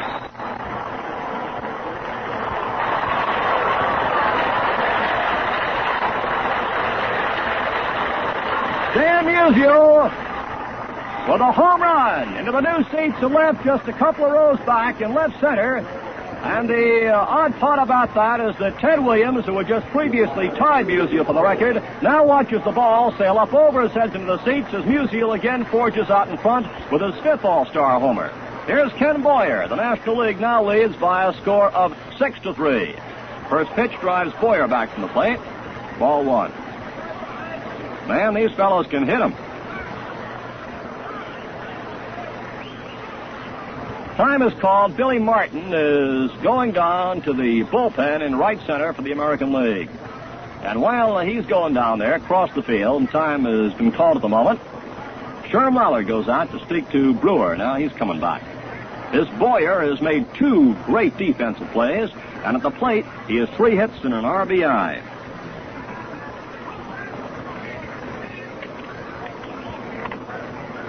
Here comes the pitch, and he cuts and misses. Boyer leads the league in RBIs and hits for the National League. .321 average before the ball game, and he's been starring in the game. 1-1 the count. And there's a high foul going up on top of the roof outside the left field line. 2 strikes and ball one to Ken Boyer. Well, we've seen some great names come through with homers today. Williams, Mantle, Musial, and Mays.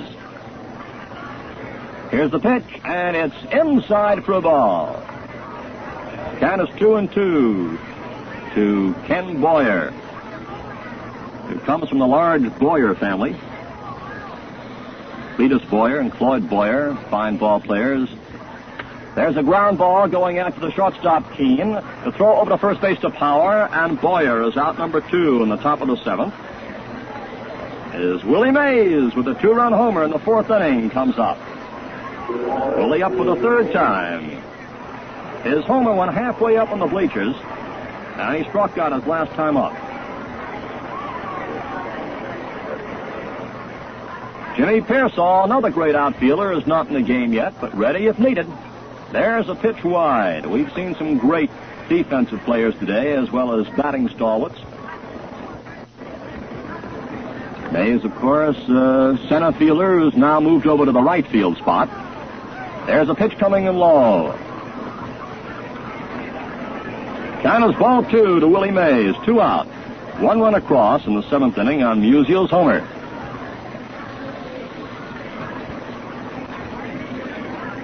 And a swing and a miss.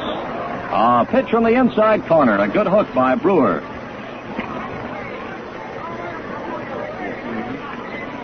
Stan Musial showing his power by hitting to the opposite field here in Griffith Stadium with that round tripper. The pitch, and Mays watches it closely as it comes in low. Count now is ball 3 and strike 1 to Mays, number 24 of the New York Giants.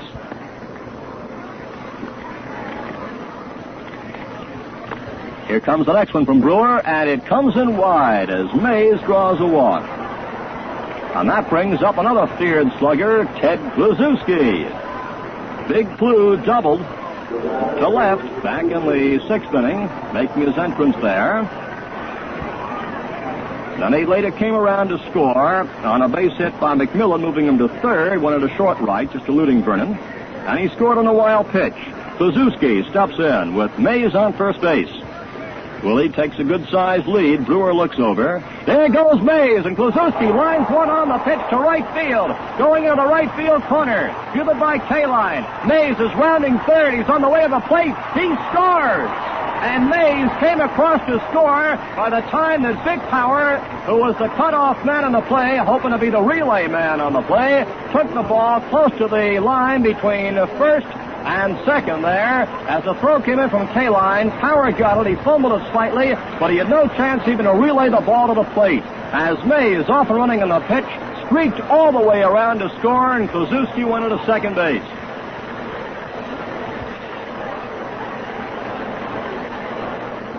Kluszewski gets a double, his second of the afternoon, and an RBI as Mays scored. And boy, was he traveling. That brings up Ed Bailey with Kluszewski on second. And the pitch is a called strike.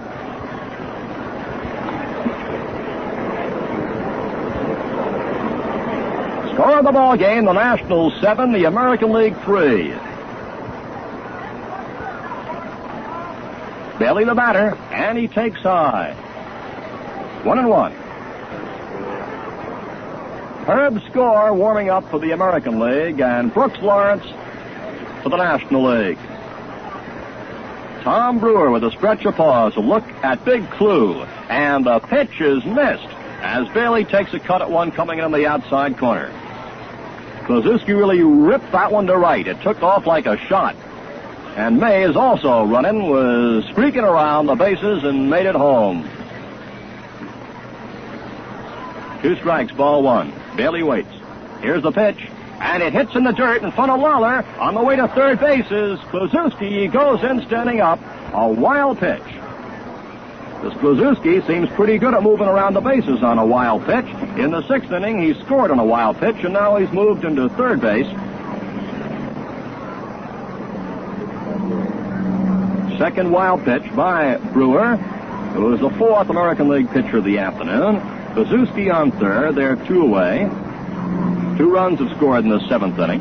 Here it comes, and it's inside for a ball.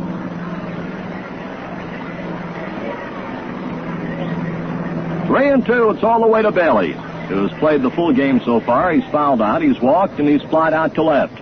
Left-handed batter waiting. Here's the windup. And the 3-2 pitch on the way. There's a ground ball going to the shortstop. Up with it is Keene. The throw over to Power, and the side is retired. That takes care of activities in the top of the 7th inning. 2 runs coming across. 2 hits, no errors, a man left, and the score after the top half of the 7th inning. The National League 7, the American League 3. Well, I was speaking to Jimmy before the ball game, Jimmy Pearsall, and I'm telling you, he's a handsome guy. You know, they're making a movie of Jimmy's life next month. An actor is slated for the lead, but Pearsall is good-looking enough to play the lead himself. I won't say his Gillette razor gets the credit for that, but Jimmy says there isn't another razor in all the world for him. And no doubt about it, you'll look better and feel better when you shave with the Gillette Super Speed razor that's matched to your face. There are 3, and here's how to choose yours. The light model has minimum blade edge exposure and right edge angle for men with sensitive skin and most younger men. There's the regular for men with average skin and beard. And the heavy with pronounced blade edge exposure and different edge angle for men who like the heft and feel of a heavier razor. 1 piece for convenience, instant blade changing and cleaning. And shaves that hit the very peak for comfort and good looks are positively guaranteed. Gillette Super Speed Razor, Gillette Blue Blade Dispenser, and Travel Case are yours for just $1. And during July and August, 10 cents of the purchase price goes to the Olympic Fund as a contribution by Gillette.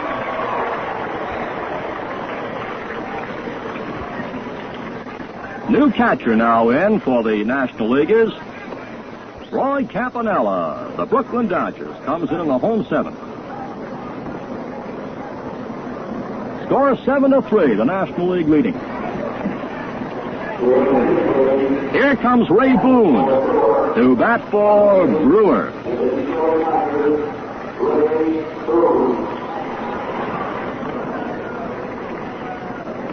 Ray Boone of the Detroit Tigers. His second All-Star game, batting .252 with 12 homers going into this one.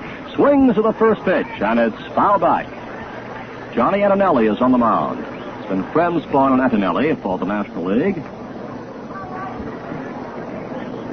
Boone has been hampered somewhat by injuries this year. Last season, he and Jackie Jensen tied for the American League runs batted in leadership with 116 apiece. They're playing them pulled around toward left and deep. There's a slight breeze blowing out toward center. The pitch comes in low. Count is 1-1 to Boone. Steps out, wipes his hands. Right-handed batter, he's 32, 6 feet, 185 pounds.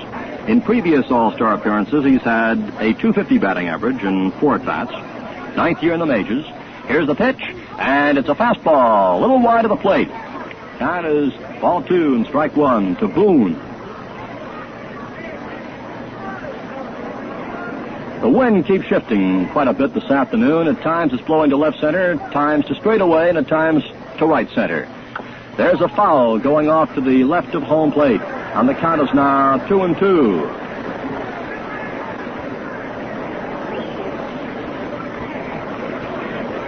Antonelli goes to the rosin bag. There have been 2 homers by the American League and 2 by the National League, which have thrilled the fans so far this afternoon. There may be many more to follow. This is the home 7th with the score Nationals 7, American 3. Boone waits, and the pitch is a curve which comes in high from Antonelli. Count goes to 3-2. Harvey Keene is on deck. Boone had 20 homers last season. He's a long ball hitter. Slight crack to the plate. Ready now for the 3-2 pitch. Here's the windup. The left-hander delivers, and it's fouled back to the screen. And with a new ball going out to the mound, we pause 10 seconds for station identification. This is Mutual, the radio network for all America.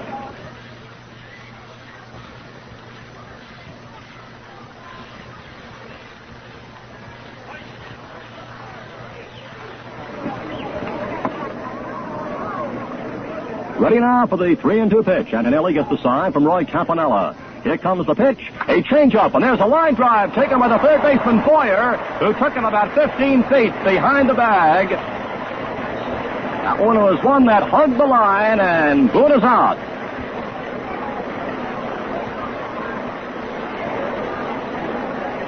This Boyer's having a great day. Here's Harvey Keene, who is 1 for 3. The pitch to Keene is down the middle for a called strike. 9 hits so far for the American League, with 5 of them coming in the 6th and all in a row. Strike 1 to Keene. He followed by Nellie Fox. There goes one out to short right field near the line. Mays moves. He's got it. About 15 to 20 feet from the right field line. Wasn't hit out too deep. Mays got over there very quickly to retire Keene for out number 2. That brings up Nellie Fox, who is 2 for 3 this afternoon. Here's a guy with a great batting eye. He struck out the fewest times in the league last year for any batter up as much as 400 times. And there's one on the outside corner as Fox went for it, tried to check his swing, but couldn't. It's a strike. Nellie Fox. He crowds the plate. That's one of the main reasons that he was hit so often last season. 17. That also led the league in that department. He signed up at an early age in baseball, 16. There's a pop-off out near the pitcher's mound. Antonelli is calling for it himself, and he's got it. So the side retired. 1-2-3 in the 7th inning. And the score after 7 innings of the ball game. The National League 7, the American League 3. Look sharp, feel sharp, be sharp and listen, mister. How are you fixed for play? Do you have plenty? How are you fixed for play? You better check. Please make sure you have enough. 'Cause a worn-out blade makes shaving mighty tough. How are you fixed for blades? Better look to let the blades we mean.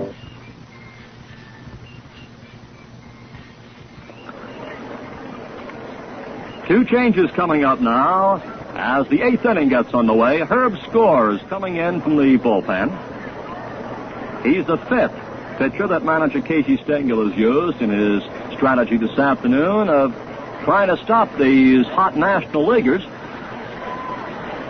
And out in right field, Jimmy Pearsall, about whom we were speaking just a short while ago, has taken over.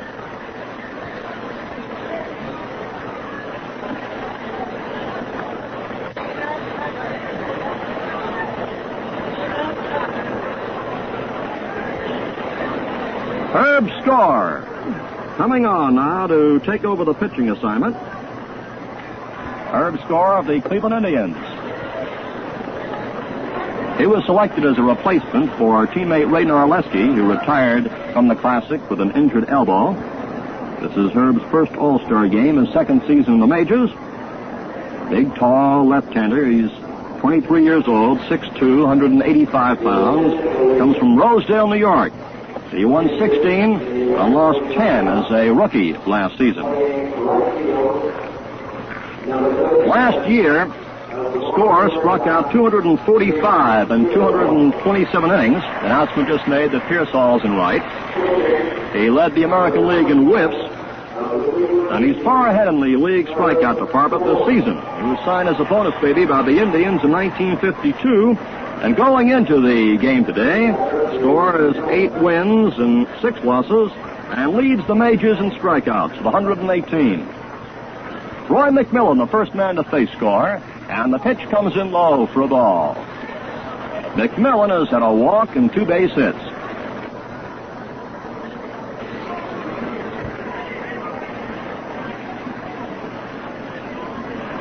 Score, a left-hander, delivers, and there goes a pop-up foul outside of first with Vic Power going over in the coach's box to pull it in. So McMillan has retired for the first time this afternoon. There have been 11 hits so far for the National League.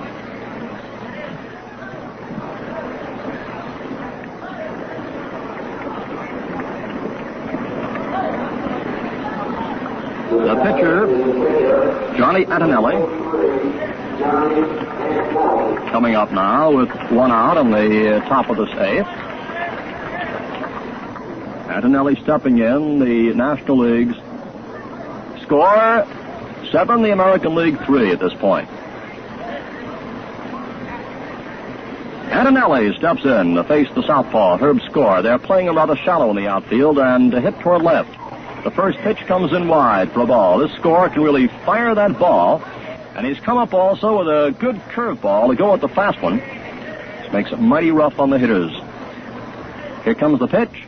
Antonelli cuts and misses at a fastball. On the count is 1-1. Williams has moved closer to that left field line. Mantle is playing a rather shallow left center, and Pearsall is over in right center. Rather shallow. 1-1. A fastball is missed as Score pumped that one right down the middle. On the count now is 2 strikes and a ball. Johnny Cooks is now limbering up for the American League. Out in the bullpen in right center field. There's the sign now from Schermuller. 2 strikes and a ball to count. And the pitch to Antonelli is a curve which breaks wide.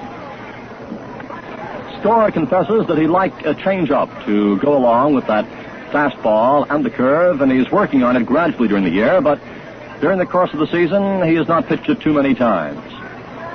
He does well enough with that smoking fastball and the good sharp break in the curve. There's a strikeout as Johnny Antonelli misses a fastball up above the knees for out number 2 in the top of this 8th inning. Johnny Temple, who has 2 for 4 in the ball game, comes up. He is struck out.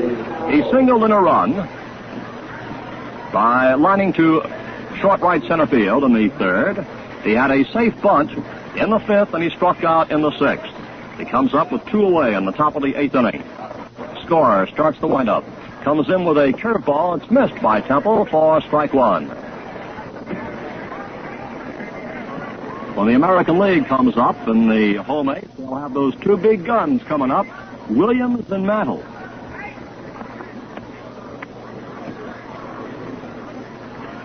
The pitch is low for a ball. Score smooths the dirt out in front of the pitching rubber. Now steps back. Count 1-1. Here's the sign now from Muller. Infield talking it up behind their tall left-hander. The pitch. swung on and fouled off to the right, going out of play.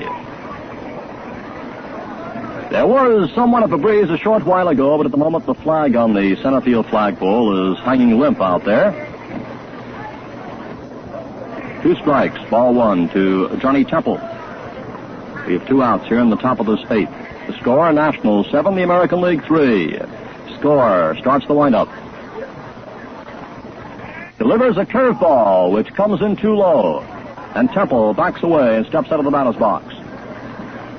Count now goes to 2-2 to Johnny Temple.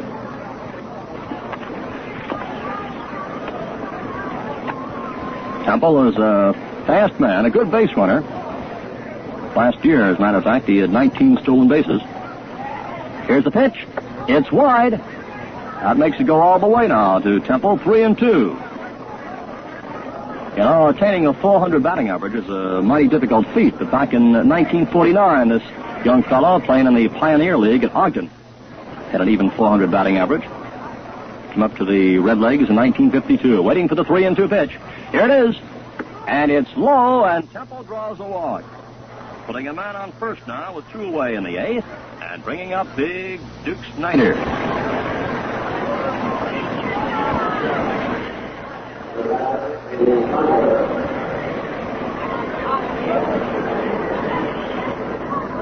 Duke Snyder steps in. He's 0 for 2. He's flat out and he's struck out. Score, a slow stretch in the pause, a look toward first, and the pitch is fouled back to the left. Duke was given that a real big cut that time. As Johnny Temple taking a pretty big lead over there on the left-handed pitcher. Duke Snyder also starred in the World Series last season with 4 homers, 7 RBIs, and a .320 batting average there. A very dangerous batter. Good clutch player. As a look towards first. Temple is on the way. There's the pitch wide. Lawler's throw is high, and Temple slides in safely, being the throw to Harvey Keene. A stolen base for Johnny Temple. Well, he's a dangerous man on those bases, and he demonstrated there once again. Gets in a very quick break. Gives no indication he's about to go, and then zoom, is off and running. Stolen base, so that means that Temple is now in scoring position.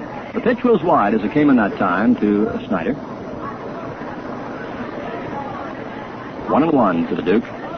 Temple moving off second base. There are 2 away. There's the top of the 8th. Score, stretches, pauses, looks back, and then delivers, and it comes over the outside corner for a called strike. That one really whizzed in there, and Snyder steps out.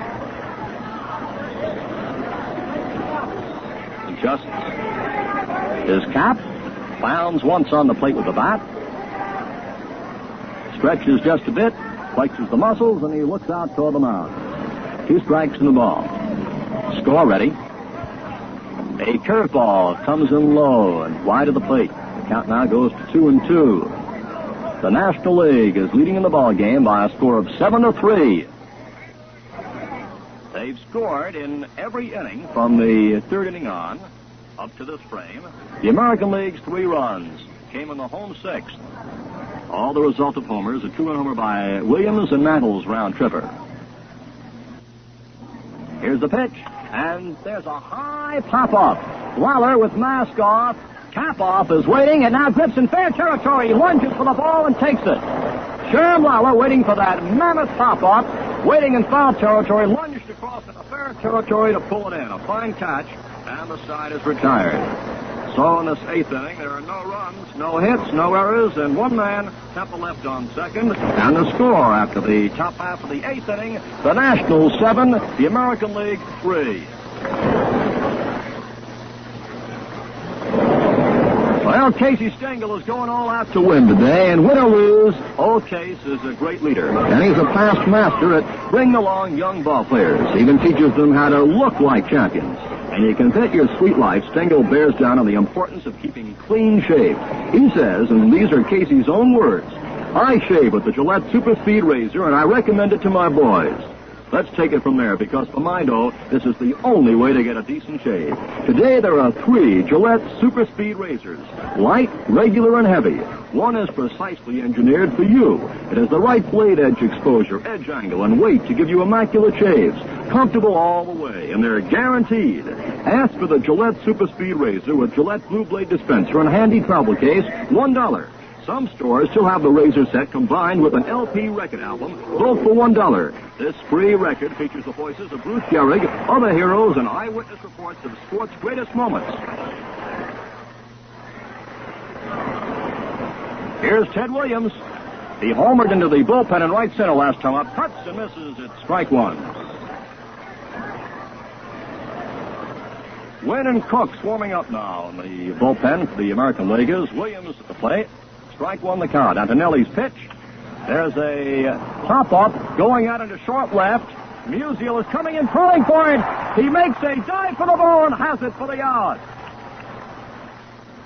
He may be hurt. He's getting up very slowly.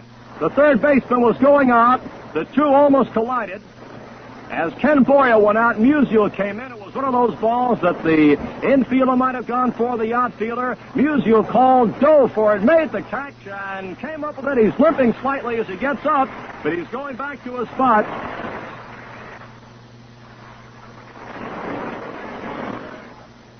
Walt Halston is going out to make sure that Stan, the man, is all right. Freddie Hutchinson also came out. He wants to take a very careful look. And we're getting a replacement now.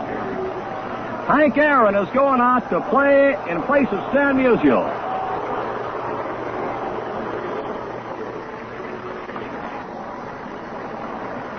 Stan Musial is coming in, accompanied by Walt Alston.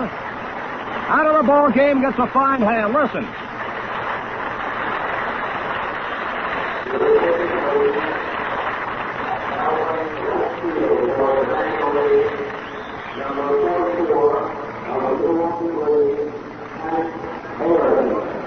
Hank Aaron now takes over. That was a great catch by Stan, player of the decade.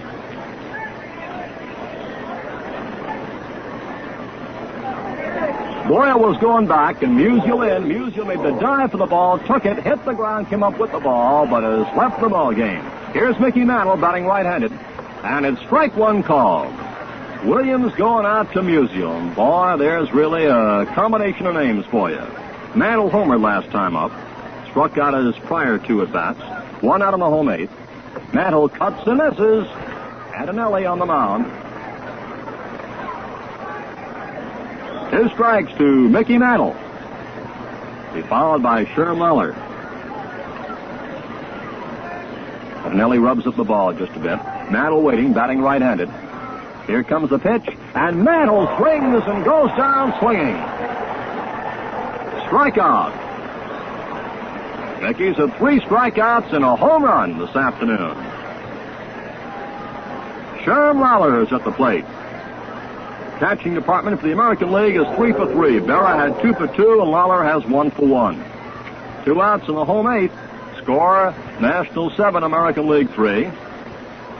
The All-Star game here at Griffith Stadium in Washington. Slight breeze now blowing to right center once again. Lawler at the plate. And it's strike 1 called as Antonelli fires one on the outside corner. Just about letter high.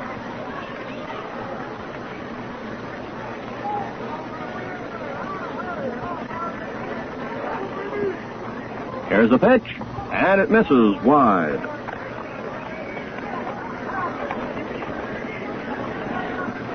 Out, 1-1 to Lawler. 3 pitches used by the Nationals. Here's the pitch, and it's low. 2 balls, strike 1. National League has used Friend, Spahn, and Antonelli. And at the moment, they're leading in the ball game as we come into its closing stages here with 2 away in this home 8th for the American Leaguers. Lawler the batter, 2 balls and a strike. And the pitch is low. Antonelli whistled a bit that time from the mound. He thought he might have gotten it in there around the knees, but it was ball 3 and strike 1. Here's a sign now from Roy Campanella. And the pitch. There goes a fly ball to left center. Snyder waiting. He's got it. About 10 feet or so from the wall out there to retire the side. And so in the eighth, no runs, no hits, no errors, and nobody left. And the score after 8 innings of the ball game, the National League 7, the American League 3. I'll tell you, this Duke Snyder's really playing a game. Went back nicely for that catch out there in left center field. He's quite a man, that Snyder. Wonderful ball player, fine family man, a great guy to know. But he's got one of the meanest beards in the business. It's the Gillette Super Speed Razor for him. His choice is the regular. That's one of 3 Gillette Super Speed Razors. The light, regular, and heavy. Scientifically designed to match every combination of skin and beard. Find out for yourself what comfortable shaves, what clean shaves you can get with the Gillette Super Speed Razor that's right for you. Choose yours in a nearby store.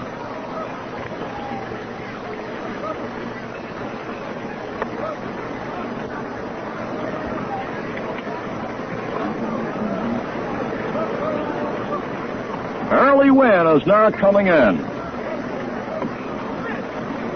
Early Wynn is coming in to do the pitching. It's been Pierce, Ford, Wilson, Brewer, Score, and now Wynn for the American League. As we move now into the 9th inning.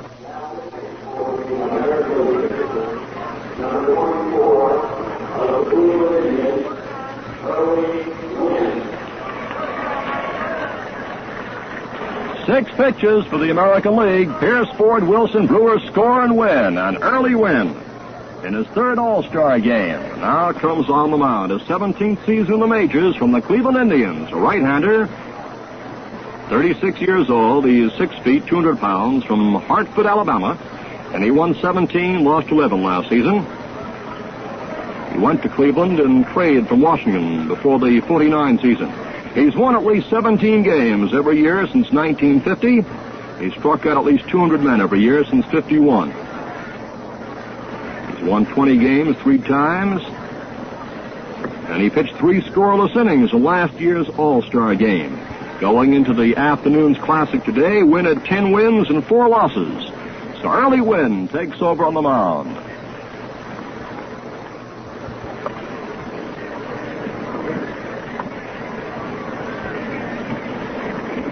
Now, as we move into the top of the 9th, as Hank Aaron is coming up for the first time. He replaced Stan Musial out in the left field spot.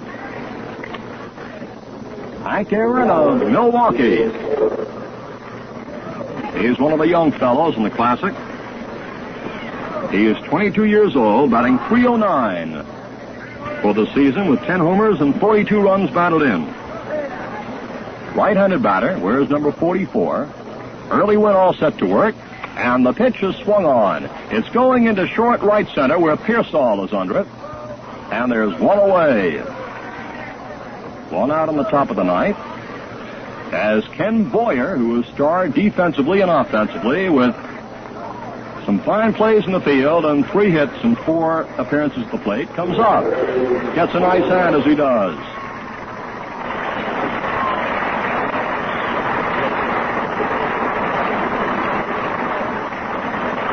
And for Ken Boyer.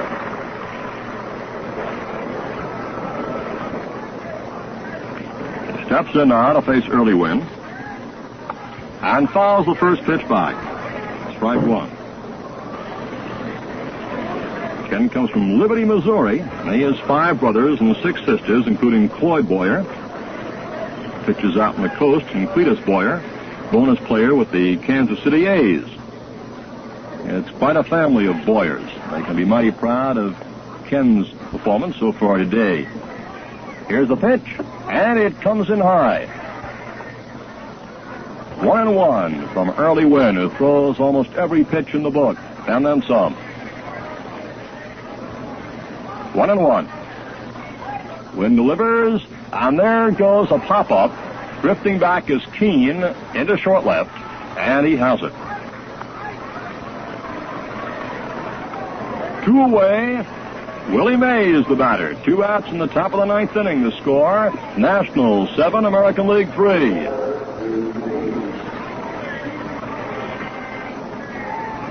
Willie Mays, who had a 2-run homer back in the 4th inning.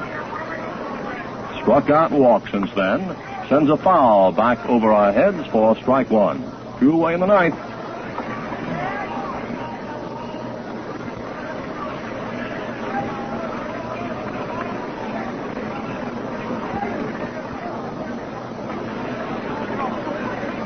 Strike 1 to Willie Mays.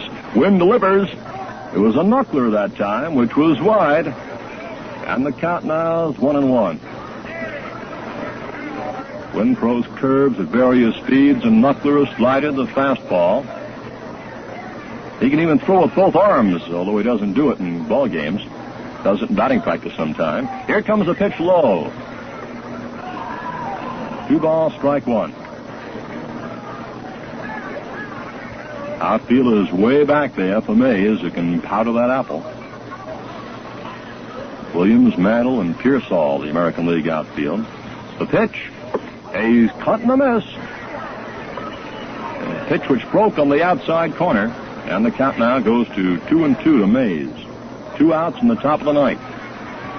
American League will be coming up on the home night, and they'll have to do a lot of hustling to catch up with the National Leaguers in the score department today. Ready for the 2-2 pitch. Here it comes. And it's strike 3 swinging. Looked like a knuckleball thrown up that time by Wynn as Mays went for it and struck out. So the side was retired with 3 up and 3 down in the top of the 9th inning. Well, I'll tell you that Wynn can really do a job. He makes that ball do tricks, doesn't he?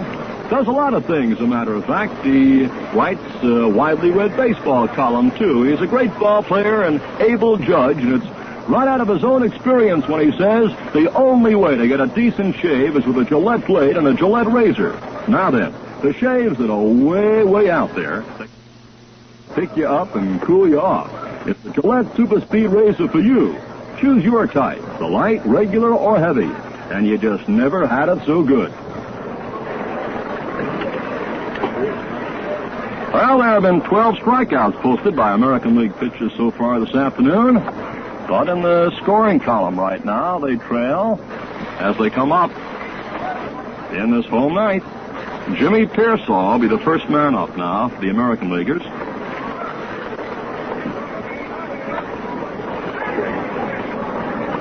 Jim Pearsall, a great defensive player, coming up.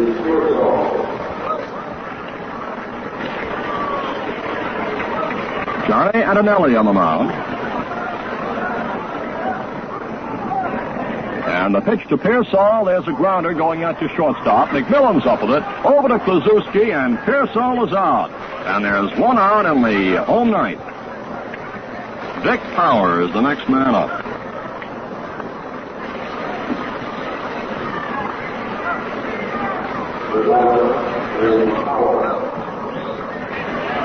Dick Power steps in with 1 out in the home ninth. Adonelli's pitch. There's a grounder going out to Temple. He backhands the ball, knocks it down, picks it up and throws. His throw is wide. And going across first base is Power with an infield hit. It's a fine play by Temple, who had to go far to his right to knock it down. Made the throw, but it took the first baseman off the bag. So it's an infield hit for Power as the American League still keeps their hopes alive, and Kell comes up.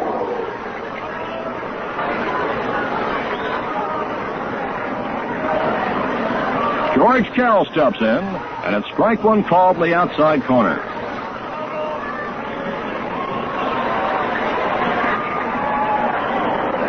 Roy Severs has just come up out of the American League dugout. He's the Washington representative on the team.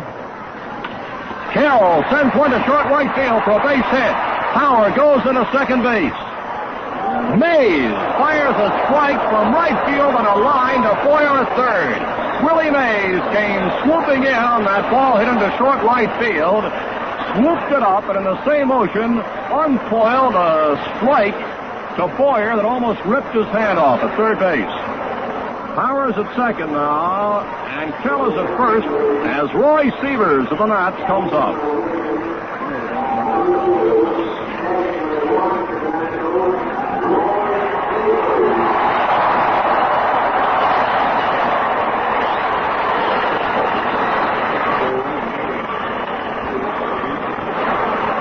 Johnny Antonelli, who was on the mound, came in the home sixth with nobody out after 3 hits in a row, including 2 homers. Finally got the side out on the home sixth. He's been pitching since then. Seaver's the batter, and the pitch comes in high for a ball. Labine and Roberts warming up for the National Leaguers. Roy Seavers at the plate. 17 homers for the Nats. And the pitch comes in low to Campanella. Ball 2. There's 1 away. Runners of power and Kell for the American League. American League trails by a score of 7-3 in the ball game. Seavers is the most homers ever hit by a Washington player in one season. He sends a high pop-up inside a third. Infield fly, and the third baseman, Ken Boyer, has it for the out. So they're 2 away in this home ninth as Harvey Keene comes up. Last chance to keep the American League hopes alive. Keene is 1 for 4.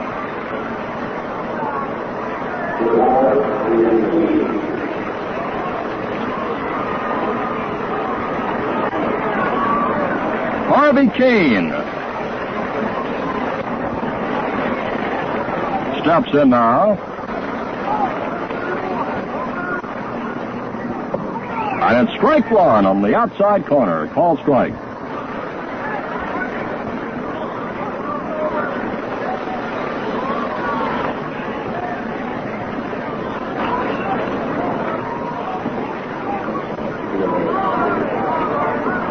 Strike 1 to Harvey Keene.